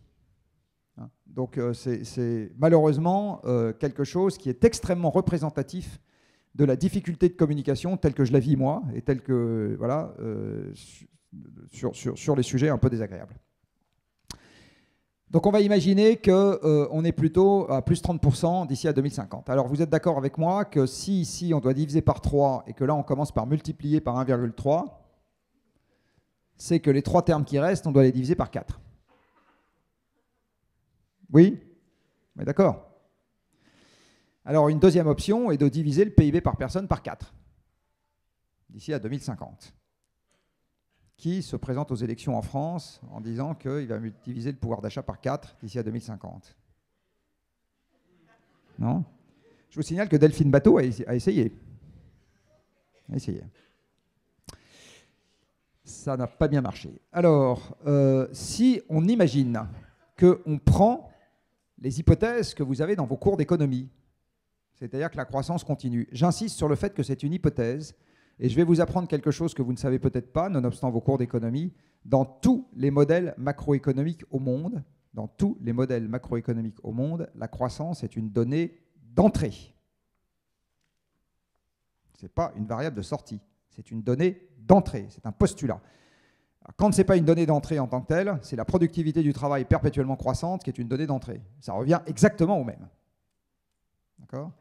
Donc il n'y a aucun modèle macroéconomique au monde qui vous fasse une prévision de croissance à partir d'autres variables. Tout ce que font les modèles macroéconomiques éventuellement, c'est qu'ils vont vous moduler la croissance, mais qui est postulée comme existante en entrée à partir d'autres variables. Mais j'insiste vraiment là-dessus. Donc ça n'existe pas de prévoir la croissance. Ça peut être un souhait, ça peut être une hypothèse, c'est absolument pas une garantie. Et c'est la raison pour laquelle les modèles ne voient jamais venir les crises. Puisque vous postulez en entrée la croissance, ce n'est pas une variable de sortie, donc du coup vous n'êtes absolument pas capable de voir venir les récessions. Le modèle est incapable de faire ça. Vous avez ici l'hypothèse qu'on utilise le plus souvent, c'est que le PIB par personne va augmenter parce qu'il faut quand même bien payer les retraites. Et à ce moment, si vous augmentez de 2% par an, vous savez tous manipuler Excel comme moi, 1,02 à la puissance 28, ça vous augmente le truc de 70% en 28 ans. Donc on a commencé par multiplier par 1,3, multiplier par 1,7. Vous êtes d'accord qu'on n'a pas vraiment pris le chemin d'une division par 3. Qu'est-ce que c'est que les deux termes qui restent? C'est le boulot des ingénieurs. Bande de feignants. Qu'est-ce que vous attendez, les ingénieurs, pour nous diviser ces deux termes-là par 7,5? Qu'est-ce que vous attendez?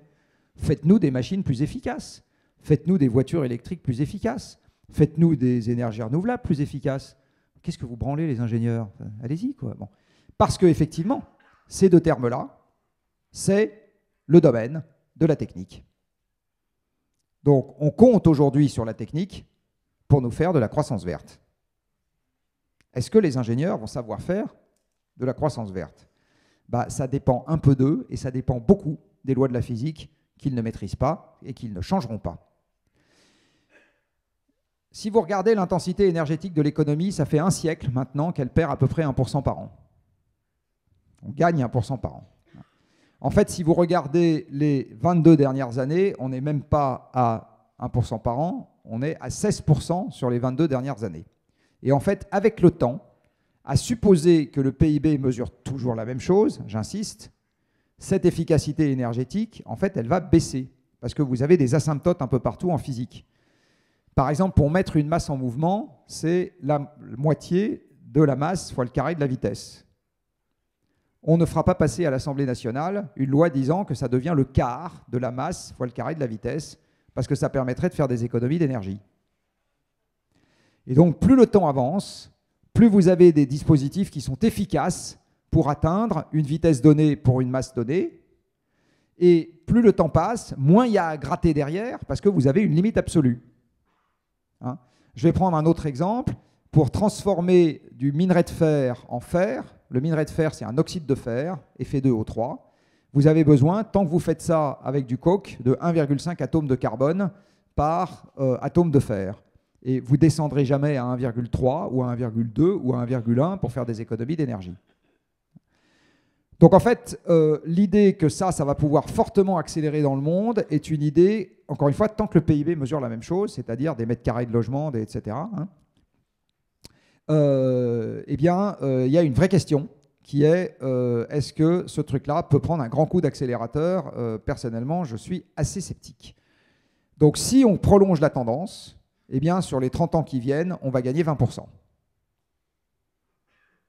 Donc on devrait diviser ça par 7, 7,5. On va gagner 20%. 0,8 fois 7, ça fait 5,5. Vous êtes d'accord avec moi? Ça veut dire que ce terme-là, il faut gagner un facteur 5 à 6 sur les 28 ans qui viennent. Qu'est-ce qu'on a fait sur les 50 ans qui viennent de s'écouler? Vous l'avez là. Et en particulier, depuis l'an 2000, on a gagné 4%. Le développement des ENR qu'il y a eu sur les 20 dernières années, c'est l'arbre qui cache la forêt, parce que sur les 20 dernières années, vous avez également le charbon qui a doublé dans le monde. En ce moment, l'Allemagne est en train de faire un comeback monstrueux au charbon, parce qu'ils avaient fait un pari qui reposait sur un approvisionnement en gaz qu'ils vont avoir du mal à sécuriser. Et donc, quand vous regardez l'application Electricity Map, là, que vous connaissez peut-être, qui vous donne le contenu carbone de l'électricité européenne en temps réel, en ce moment, l'Allemagne est assez souvent de la même couleur que la Pologne. C'est évidemment pas du tout ce qu'ils avaient l'intention de faire, mais c'est quand même ça qui se passe. Donc, ce que vous voyez là, admettons même qu'on revienne au rythme là, du déploiement du nucléaire, etc., vous voyez bien qu'on ne va pas gagner des 1000 et des 100 là-dessus. Ce qui veut dire que, en fait, compter essentiellement sur la technique pour arriver à satisfaire l'accord de Paris, on n'y arrivera pas. Alors, une autre manière de prendre le problème, c'est toujours le même scénario démographique, parce que ça, c'est taux de mortalité, taux de naissance, et dans les 30 ans qui viennent, ça ne va pas changer grand-chose, même si on essaye d'agir sur le taux de natalité, là où il est encore très fort. Hein. Par contre, on commence à accepter une érosion lente chaque année de notre pouvoir d'achat matériel. Donc collectivement, on assume le fait que, après ça ne dit pas la répartition, ça ne dit pas si M. Bernard Arnault il perd 1% par an, comme les gens qui font le ménage dans cet amphi. Et probablement que la bonne solution, ce n'est pas que ça se passe comme ça. Mais collectivement, on accepte une érosion lente de la quantité d'objets et de mètres carrés et de tonnes qui se déplacent qu'on est capable de se procurer chaque année. Ça s'appelle la sobriété. Par exemple, au lieu de déplacer 1,5 tonnes de voiture pour déplacer notre carcasse, on déplace 30 kilos de vélo électrique. C'est évidemment pas le même service. Donc quand il pleut, il faut mettre une cape de pluie. Vous êtes moins bien protégé en cas de choc. Vous n'avez pas la possibilité de mettre le chauffage à l'intérieur. Vous avez d'autres bénéfices, mais vous n'avez pas ceux que... voilà. Et... qu'est-ce que je veux dire? Mais ça s'appelle donc de la sobriété. Et ça va avec une forme de contraction de l'économie. Parce que par ailleurs, si on fait des vélos électriques au lieu de faire des voitures, il faut, toutes choses égales par ailleurs, moins de gens.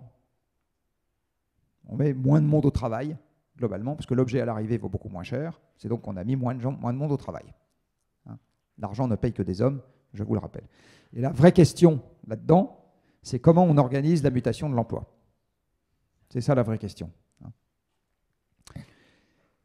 On fait un effort qui est dans le haut de la fourchette de l'effort séculaire sur l'efficacité énergétique. Donc voilà, on fait ce qu'on peut.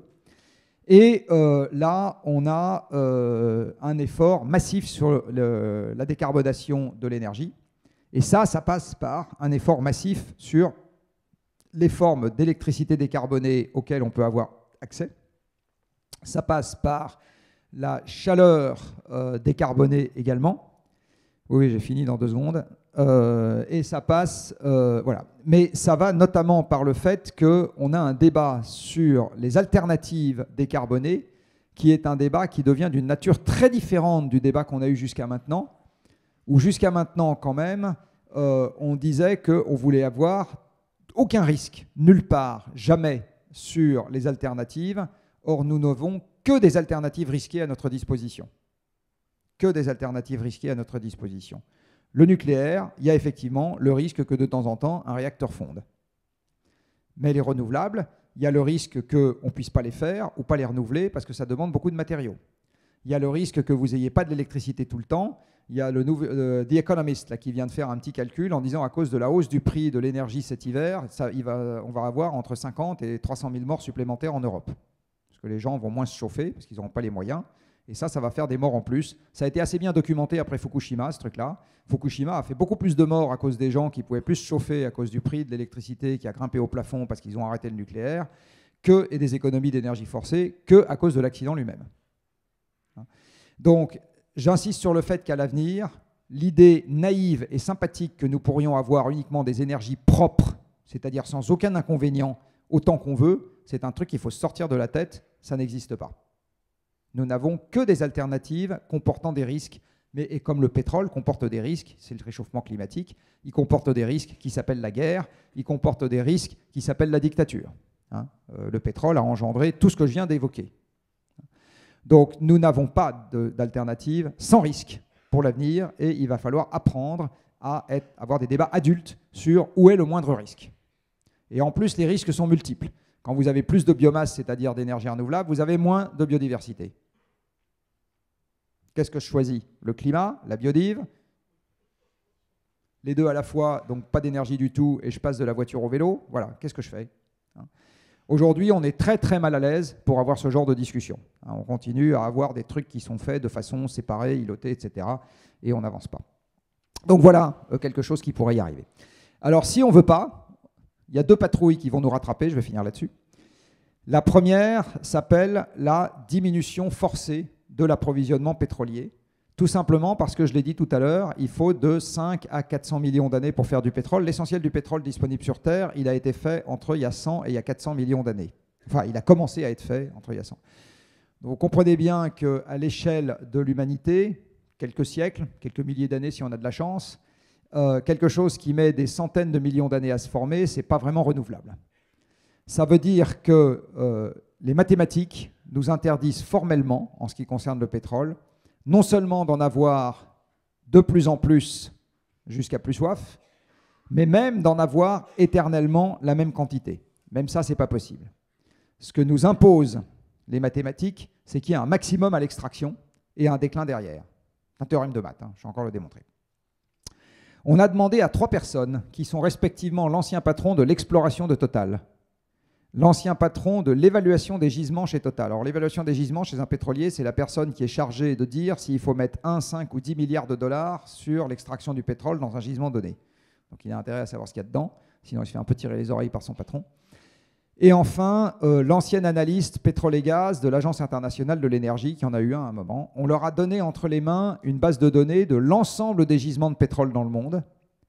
Et on leur a dit, dites-nous quel est le pronostic que vous faites sur la quantité de pétrole qui va sortir du sous-sol de ces pays, qui en l'occurrence là sont les 16 premiers fournisseurs de l'Europe, qui sont aussi les 16 premiers producteurs mondiaux hors Brésil et Canada. Dites-nous ce qui va sortir à l'avenir du sous-sol de ces pays. Hors contraintes climatiques, d'accord ? Pas de contraintes climatiques dans cette affaire. Et là, vous avez la réponse, vous avez la copie qu'ils nous ont rendue. Alors ce truc-là a été publié il y a 1 an. Je peux vous dire, c'est silence radio dans les médias. On a eu un entrefilet dans les Échos, c'est à peu près tout. Je peux vous dire que ça va avoir un peu plus d'importance pour les entreprises qui vont vous embaucher peut-être dans quelques années que le transfert de Messi ou même l'élection de Macron. D'accord ? Qu'est-ce qu'ils nous disent, nos amis? Ils nous disent qu'ici, vous êtes en 2018, qui, à date, est le maximum de la production de pétrole dans le monde. Le maximum de la production de pétrole dans le monde, ce n'était pas 2019 avant le Covid, c'est novembre 2018, à date. Et ils vous disent, pétrole de schiste inclus, qui est cette partie-là, en estimation basse et en estimation haute, eh bien, la production de ces pays-là, après Covid, arrivera un peu en dessous du niveau du Covid. Il faudrait vraiment beaucoup de chance pour qu'on le dépasse. Enfin, je ne sais pas si c'est pas chance. Et à partir de 2030 au plus tard, ça commence à décliner très très sévèrement pour arriver en 2050 à une moitié du niveau pré-Covid. Ça, c'est la production des 16 premiers fournisseurs de l'Europe.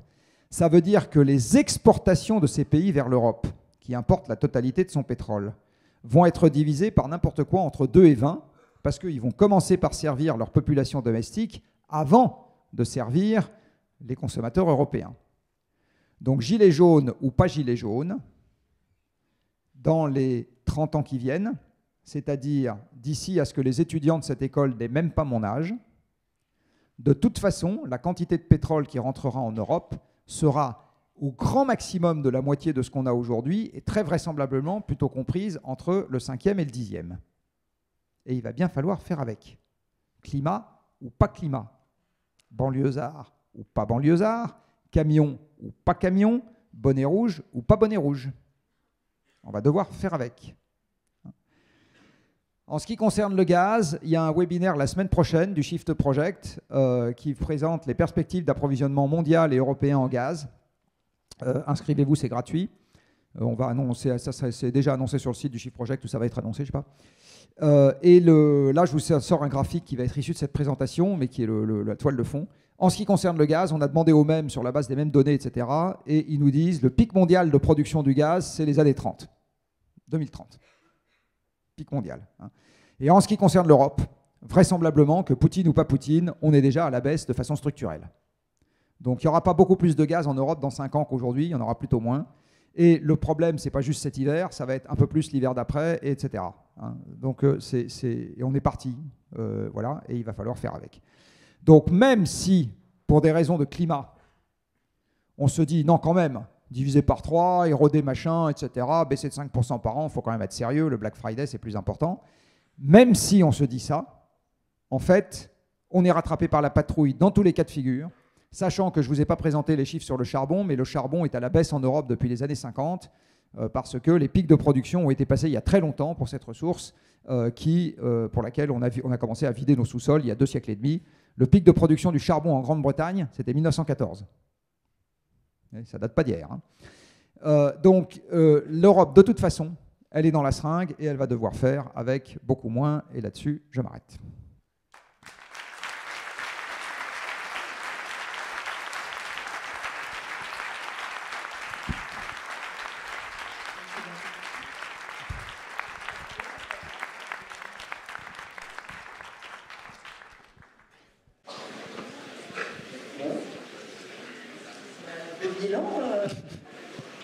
J'ai l'endorphine en récession. Peut-être un petit Xanax après. Alors, on va commencer la conférence débat. Théo et moi, chacun une question, et puis après, on passera la parole également si vous avez des questions à poser à notre invité. Alors, pour nous, dans l'urbanisme, nous planifions les évolutions du territoire justement en projetant des données démographiques pour adapter les logements, équipements et infrastructures. Cette méthodologie, elle date de l'après-guerre, d'une politique de repeuplement. Aujourd'hui, les mobilités nous permettent d'emménager là où nous le souhaitons. Est-ce que vous pensez vraiment que ce soit la donnée d'entrée, la donnée démographique à prioriser dans l'équation de l'adaptation? Je crois que ce que j'ai dit pendant l'exposé donne la réponse. La réponse est évidemment non. En fait, la démographie, elle est le facteur limitant à partir du moment où il n'y a pas de limite ailleurs. Donc tant qu'on n'a pas de limite sur les matériaux de carrière, l'énergie, l'acier, etc., effectivement, c'est la démographie qui est l'élément dimensionnant.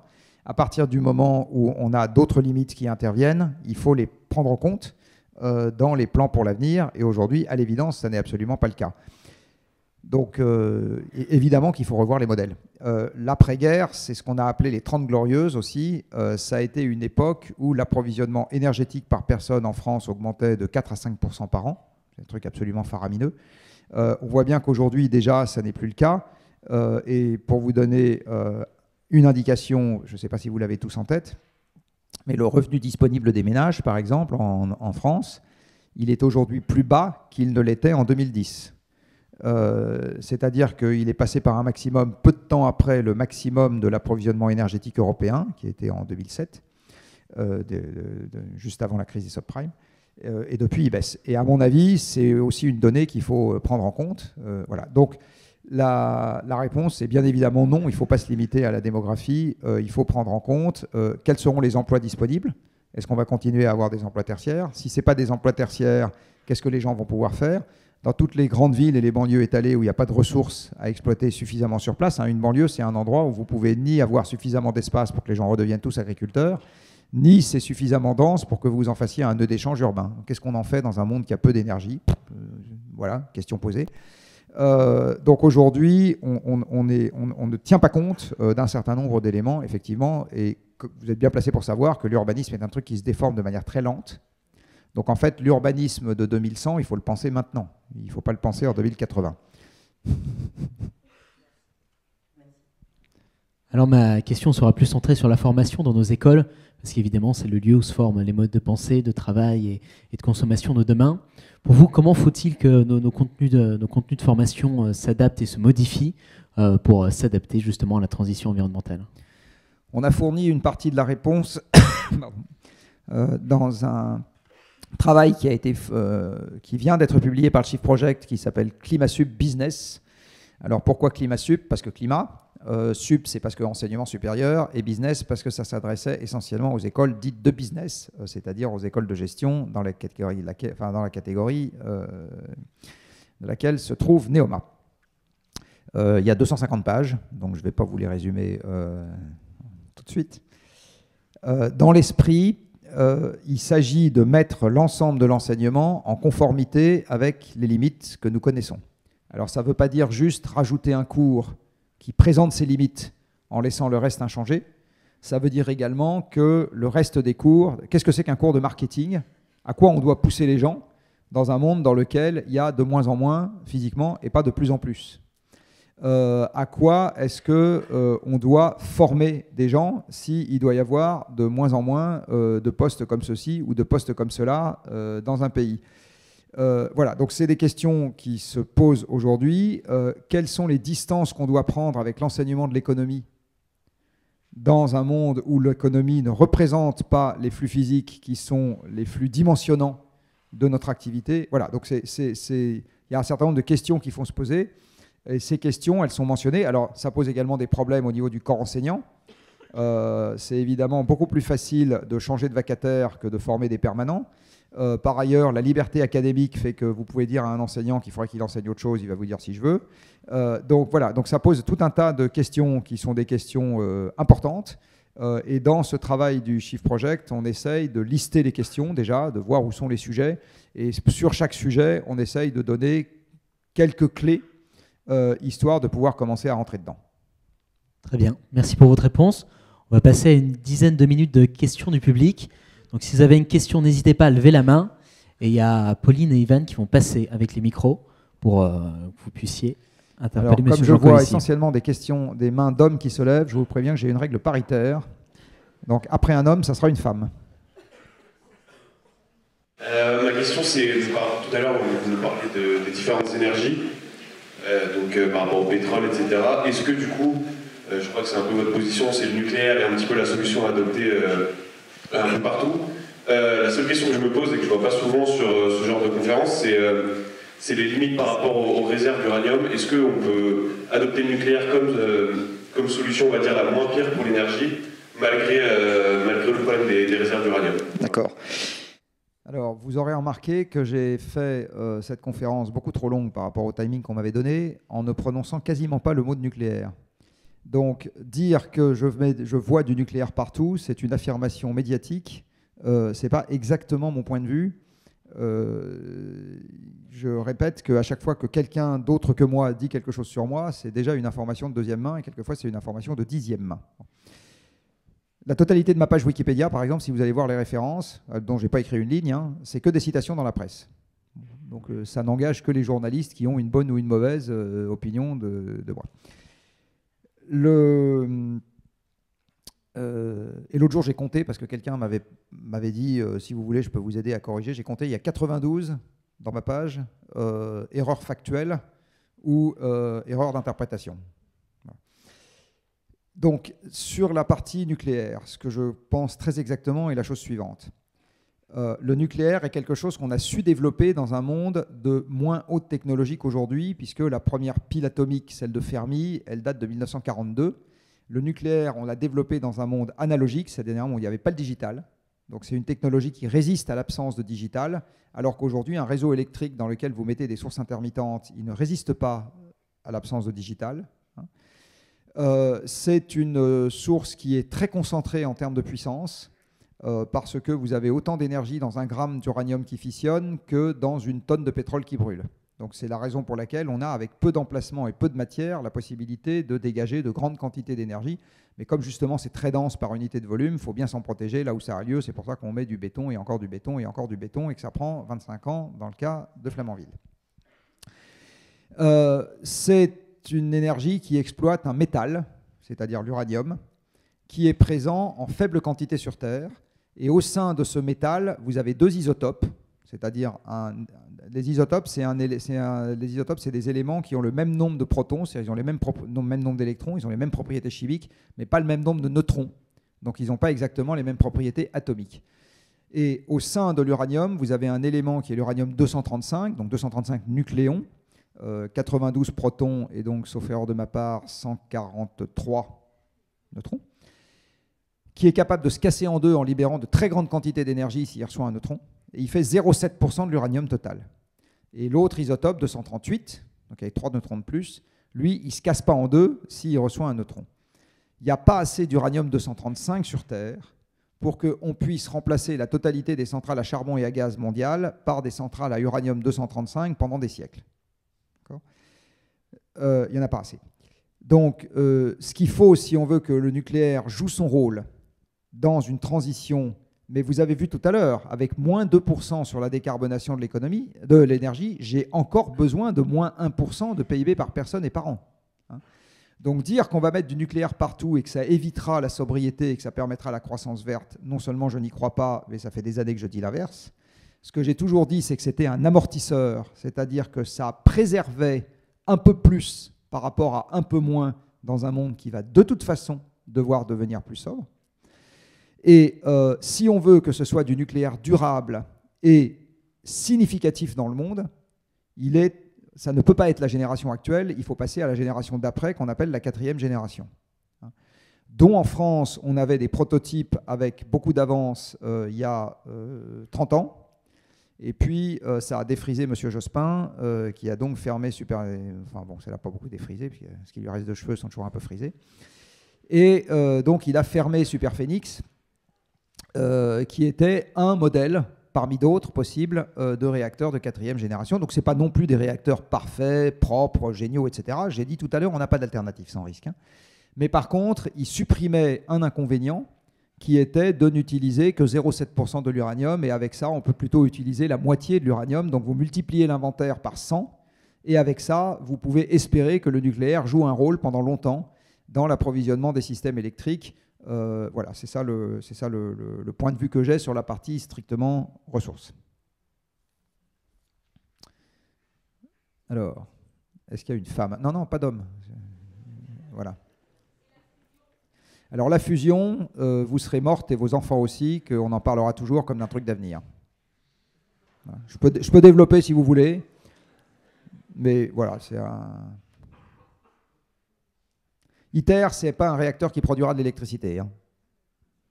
Pour avoir un prototype de réacteur électrogène, à supposer qu'on y arrive, il faudra attendre 2060 ou 2070 pour en avoir un.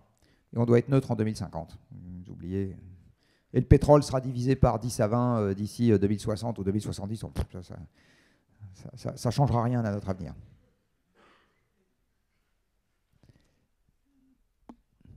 Bonsoir. Pensez-vous qu'une chute brutale du PIB mondial, des dépenses énergétiques et des émissions de CO2 est aujourd'hui inévitable d'ici, disons, 2030-2040 ? Alors c'est déjà ce qui se produit en Occident, si on compte bien, depuis 2008. En 2008, beaucoup d'entre nous ont gardé comme trace de l'histoire que c'est l'année où a eu lieu la crise des subprimes.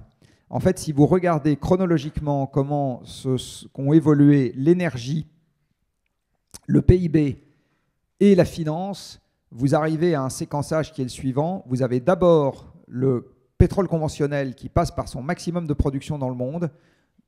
2008 a dit l'AIE, 2006 disent plutôt un certain nombre de séries statistiques. Du coup, vous avez une décélération du PIB dans les pays occidentaux parce que ça fait maintenant 40 ans que quand vous regardez la manière dont varie le PIB par personne dans le monde, c'est très exactement la variation de la production de pétrole dans le monde. Très exactement. Et quand il y a un décalage temporel, c'est d'abord la production de pétrole qui varie et ensuite le PIB par personne qui varie. La manière dont j'interprète ça, c'est que le PIB est dimensionné par la capacité de transport pour faire communiquer les usines les unes avec les autres et avec les lieux de distribution et avec les consommateurs. Et donc, si vous avez une variation sur la quantité de pétrole disponible, vous avez une variation sur la quantité de transport disponible, et c'est ça le poumon de l'économie, et donc ça vous fait varier le PIB par personne de la même manière. Donc en 2006, vous avez le maximum de la production de pétrole conventionnel dans le monde. Derrière 2006, l'approvisionnement pétrolier des pays de l'OCDE, États-Unis compris, commence à baisser. Du coup, le PIB vrai de ces pays, aux États-Unis, vous avez une petite récession qui démarre. Et avec le système à la noix qu'ont les Américains d'avoir les crédits à la consommation assis sur la valeur des actifs, à partir du moment où la valeur des actifs commence à baisser, plein de ménages se retrouvent dans l'incapacité de rembourser leur crédit à la consommation en augmentant avec un endettement supplémentaire, ce qu'ils faisaient avant. Et à ce moment, le système s'effondre, c'est-à-dire que les biens commencent à être saisis, puisqu'on a gagé les remboursements sur la valeur des actifs. À partir du moment où on commence à saisir quelques biens immobiliers, le prix de l'immobilier commence à se casser la gueule. Du coup, d'autres ménages se retrouvent en difficulté, du coup, etc. Et le phénomène s'emballe, et vous avez ce qu'on appelle la crise des subprimes. Depuis cette époque-là, la production industrielle européenne en volume n'a jamais retrouvé son niveau de 2007. Vous avez aujourd'hui moins de tonnes chargées dans les camions, moins de mètres carrés construits par an. La production industrielle mesurée en euros n'a pas augmenté, et à mon avis, si on la mesurait en tonnes, elle aurait baissé. Dans les pays du sud de l'Europe, qui étaient les plus dépendants du pétrole avant 2006, le PIB n'a jamais retrouvé son niveau de 2006. L'Italie n'arrête pas de s'enfoncer dans la récession année après année. Quand vous calculez le PIB de l'Italie, vous vous rendez compte que chaque année, il est un peu inférieur, en suivant en cela l'approvisionnement en pétrole italien qui diminue de manière contrainte. Donc en fait, l'évolution, la question que vous me posez, il suffit de regarder le revenu disponible des ménages, je vous l'ai dit tout à l'heure, en France, il est aujourd'hui inférieur à ce qu'il était en 2010. Il est descendu très fortement jusque vers 2016, à peu près 2016. Grâce au Shell Oil qui a réapprovisionné le marché européen en pétrole, il est remonté jusqu'en 2019 et puis, ou 2018, puis là, ça recommence à descendre. Donc en fait, l'évolution que vous évoquez, elle est déjà en train de prendre place. Alors pourquoi est-ce que vous, dans cette école, vous vous en rendez peut-être pas compte? Parce que vous, comme moi, et ce que je vais dire n'est pas un anathème, mais c'est une réalité, nous appartenons collectivement aux classes aisées de la société qui sont pour le moment raisonnablement protégées de l'affaire. Donc avec vos sens, vous ne vous en rendez pas compte parce que vous n'êtes pas forcé de dormir sous les ponts. Mais si vous allez vous balader à Paris, vous remarquerez que sous les ponts, dans le métro et dans la rue, vous voyez plus de gens aujourd'hui qu'il y a 10 ans. Si vous regardez les gens qui ont besoin, ça ils le savent probablement chez les élus, les gens qui ont besoin d'assistance de toute nature, que ce soit des gens qui ont besoin d'aide au logement, des restos du cœur, de je ne sais pas quoi, ça n'arrête pas d'augmenter. Et en fait, c'est déjà la trace de l'évolution que je vous ai évoquée, mais qui, encore une fois, préserve les CSP+, et leurs enfants qui sont dans cette école, de l'évolution que je suis en train, CSP+, je suis dedans, de l'évolution que je suis en train d'évoquer. Ça préserve également les élites, parce que les élites font généralement partie des CSP+. Donc les dirigeants du monde économique et les dirigeants du monde politique sont aussi des gens qui ne vivent pas cette situation au quotidien, même si certains de leurs électeurs la vivent. Et notamment les élus nationaux, une fois que vous baladez toute la journée dans des voitures avec chauffeur et que vous bouffez dans des restaurants, vous n'avez plus la perception de cette réalité, ça vous échappe complètement. Et quand vous êtes chef d'entreprise, c'est exactement pareil, c'est rare que vous ayez la perception de cette réalité. Et donc le pouvoir et l'argent donnent une impression de protection. D'autant plus quand le pouvoir et l'argent augmentent avec le temps, puisque avec l'accroissement des inégalités, de ce côté-là, ça va plutôt de mieux en mieux, les patrimoines augmentent. Donc on ne s'en rend pas compte dans le discours public non plus, notamment à cause de ça, mais en fait la réalité physique, c'est que ce phénomène est déjà à l'œuvre. Voilà. Et ce qui va se passer à l'avenir, mon pari sur ce qui va se passer à l'avenir, c'est un pari évidemment, ce n'est pas une démonstration, mais sur la base de ce que je vous ai raconté, mon pari, c'est que si on ne prend pas le taureau par les cornes, c'est cette situation qui va continuer à s'amplifier. Alors si on prend le taureau par les cornes, ça ne veut pas dire qu'on va tous devenir plus riches au sens où on l'entendait habituellement, plus de bagnoles, plus de mètres carrés. Ça veut juste dire qu'on va savoir beaucoup mieux gérer le collectivement moins qu'on a sur le plan physique. On peut beaucoup mieux le gérer. Et à ce moment, évidemment, la situation devient quand même beaucoup plus sympathique. Mais j'insiste sur le fait que, en fait, la question que vous me posez, dans les faits, quand vous regardez bien les bons indicateurs, vous constatez que c'est déjà quelque chose qui est en cours, pas que chez nous, dans tous les pays européens, et même aux États-Unis du reste. Après, j'avais repéré au moins une candidate tout en haut là-bas, à moins que ce soit pour gratter l'épaule, non? Oui, c'est ça, oui, tout en haut là-bas. Je ne sais pas combien de temps on a pour les questions. Moi, mon train est demain matin, je m'en fous. Donc,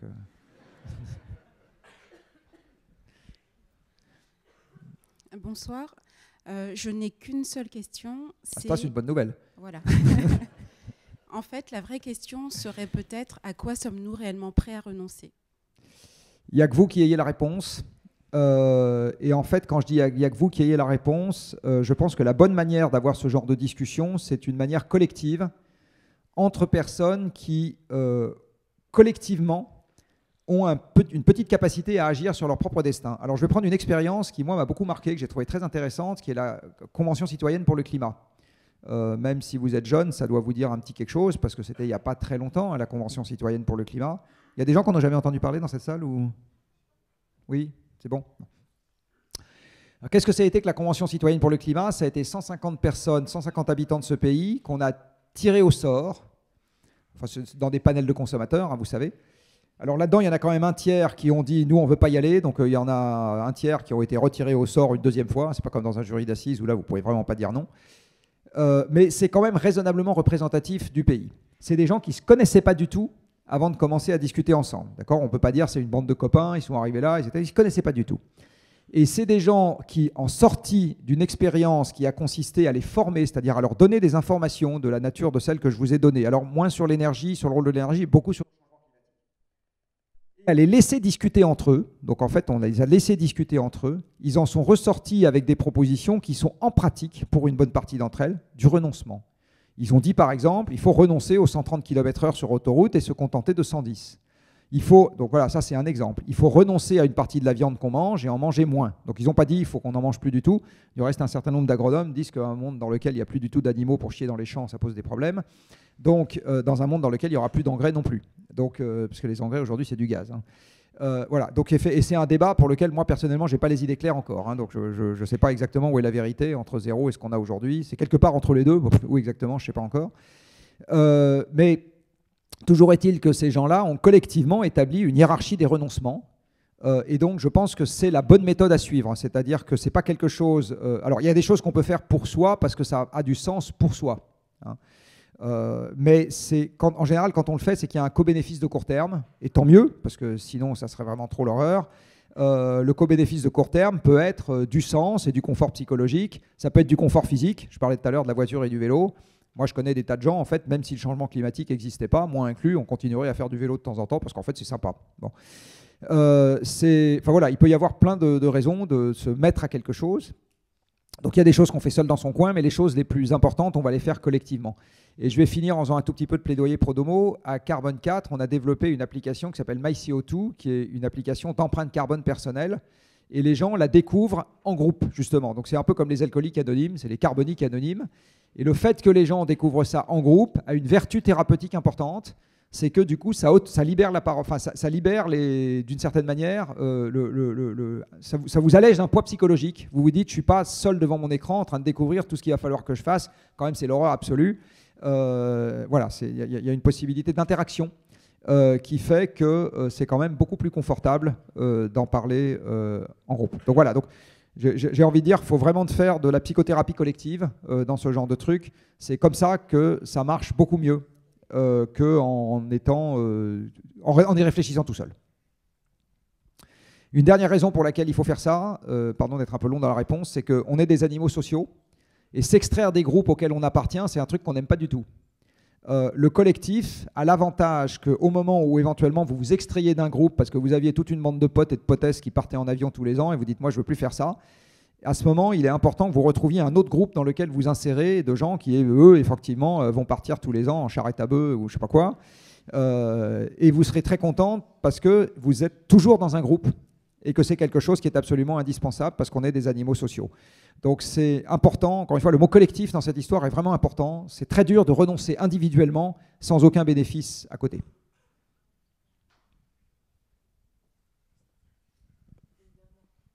Une dernière question. D'un côté, vous avez parlé du nucléaire qui serait un parachute.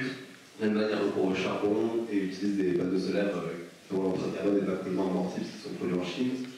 Est-ce qu'on peut planifier une transition énergétique qui corresponde aux besoins de souveraineté et aux enjeux climatiques? C'est une vraie question. J'ai disserté il n'y a pas très longtemps, pendant 2h30, devant une commission d'enquête de l'Assemblée nationale. Alors, il se trouve qu'à l'Assemblée nationale, il y a de temps en temps des instances qui sont dotées d'un pouvoir judiciaire, quelque part, qui s'appellent des commissions d'enquête. Donc, c'est des députés qui décident d'enquêter sur quelque chose. Et donc, quand ils vous convoquent, vous n'avez pas la possibilité de dire que vous avez un rendez-vous chez le dentiste ou vos enfants à aller chercher à l'école. Voilà, c'est comme chez le juge, on est obligé d'y aller. Et donc, il y a un mois et demi, un truc comme ça, un mois, j'ai été auditionné donc, par une commission d'enquête dont le titre est « C'est la perte de souveraineté énergétique de la France ». Alors évidemment, c'est le coup de pied de l'âne, hein, c'est les Républicains qui ont fait ça pour emmerder Macron. Il n'empêche que la question qu'il pose est bonne. Avons-nous vraiment eu un jour une souveraineté énergétique? En fait, depuis qu'on a perdu le charbon et le gaz sur notre sol, on n'a jamais vraiment eu de pétrole, en fait, on n'a à peu près aucune souveraineté énergétique. Car pour faire fonctionner tout ce qui consomme du pétrole, du gaz et du charbon, on importe tout. Et pour faire notre électricité, on importe l'acier qui permet de faire les machines qui produisent l'électricité et qui permet de faire les réseaux qui transportent. On importe le cuivre qui permet de faire ces trucs-là. On n'importe pas que l'uranium. En fait, on importe tout. Tout, absolument tout. On importe le chrome qui permet de faire les centrales nucléaires, on importe, etc. Si demain matin, on importe des panneaux solaires et des éoliennes, on devra importer tout autant les matériaux pour les faire, à supposer même qu'on fasse les panneaux et les éoliennes chez nous. On pourrait très bien décider de faire les mâts des éoliennes chez nous et de faire les panneaux solaires chez nous. Mais il faudrait qu'on importe le silicium, ce qui permet de faire le silicium, il faudrait qu'on importe les minerais. Il y a quelques dizaines de métaux différents dans ces systèmes-là, donc on ne les a pas chez nous. Alors on en a certains, hein. On a du lithium, on a encore un peu d'or à Salsigne, etc. Mais on n'a pas tous les métaux, donc certains on devrait les importer. Pour les batteries, on n'a pas de cuivre en France. L'Europe a 20% de son cuivre, aujourd'hui produit 20% de son cuivre, le reste est importé. On n'a pas de nickel en France métropolitaine. Celui qu'on a en France il est en Nouvelle-Calédonie, donc à l'autre côté de la Terre. Donc vous voyez bien que dans un monde qui se dépétrolise, c'est-à-dire où les transports internationaux deviennent de plus en plus compliqués à assurer, la question de savoir quel système on bâtit, histoire d'avoir les flux d'importation les plus faibles pour continuer à faire fonctionner le système, est une question qui se pose. Et alors dans ce contexte-là, ma conclusion personnelle, c'est que le nucléaire présente un élément de résilience supplémentaire par rapport au mode qui collecte de l'énergie diffuse, parce qu'il a besoin de beaucoup moins de métal, parce que c'est un mode beaucoup plus dense par kilowattheure produit. Et donc, sur le long terme, ma conclusion, c'est qu'il offre une garantie plus importante de pouvoir continuer à faire fonctionner le système avec des flux physiques d'importation faibles. Voilà. Mais c'est à long terme. Ça ne veut pas dire que tout de suite, là, demain, il ne faut pas faire d'éoliennes. C'est pas ce que je suis en train de dire. Là, je suis en train de parler du long terme. J'insiste aussi sur le fait qu'aujourd'hui, on continue sur tous les approvisionnements énergétiques, y compris les approvisionnements ENR, à raisonner toutes choses égales par ailleurs. Et en fait, je vais finir en vous donnant un petit, c'est pas vraiment un scoop puisqu'ils l'ont écrit, avant que RTE ou les prospectivistes de RTE ne soient mobilisés H24 par va-t-on passer l'hiver, ils avaient commencé à, et vous aurez vu dans l'actualité récente là qu'on commence à donner des instructions aux préfets sur la façon d'organiser les délestages, hein, je ne sais pas si vous avez vu passer ça. Alors un délestage, c'est on coupe l'électricité, hein, d'accord. Donc là la conférence s'arrête, non pas parce que c'est l'heure, mais tout simplement parce qu'il n'y a plus d'électricité. Bon. Enfin, je peux parler fort dans le noir, mais bon. Je ne peux pas encore faire ça. Mais donc, on avait convaincu l'équipe prospective de RTE de rajouter aux scénarios qu'ils ont publiés il y a à peu près un an, qui sont des scénarios assez complets, une variante qui s'appelle mondialisation contrariée, et qui est justement une variante sur, supposons que ce soit beaucoup plus difficile, de maintenir dans les énergies renouvelables les bénéfices de la mondialisation, qui sont la production de l'autre côté de la Terre et un transport très aisé d'un bout à l'autre de la Terre. Alors malheureusement, ils n'ont pas pu mettre l'exercice en route, parce que là-dessus, M. Poutine leur a dit non, on va s'occuper d'autre chose. Donc ils ont commencé à s'occuper de problèmes de plus court terme. Mais aujourd'hui, je ne connais pas de scénarisation énergétique, et a fortiori électrique, qui intègre ça. J'en connais pas une seule. Même au Shift Project, on n'a pas eu l'occasion de faire ce genre de truc, parce que sur la partie purement électrique du plan de transformation de l'économie française, on a pris le scénario RTE en disant, nous, aujourd'hui, on n'a pas les moyens de faire autre chose, donc on va le prendre et on le copie-colle, et on part de cette hypothèse-là. Qu'est-ce que je veux dire? Mais cette question-là est une question ouverte aujourd'hui pour laquelle il n'y a pas la réponse. Écoutez, je vous remercie, Jean-Marc Jancovici. Je vous remercie tous. Cette conférence débat est maintenant terminée. Vous vous doutez que l'organisation d'un tel événement demande beaucoup d'énergie humaine. Aussi, nous pouvons tous remercier Neoma, particulièrement Stéphanie Everert, directrice de la communication, Chloé Durville, responsable communication événementielle, Lucie, Yacine, Léo, Adrien et David pour la régie et le son, la diffusion simultanée sur les chaînes YouTube Neoma et AUDRR.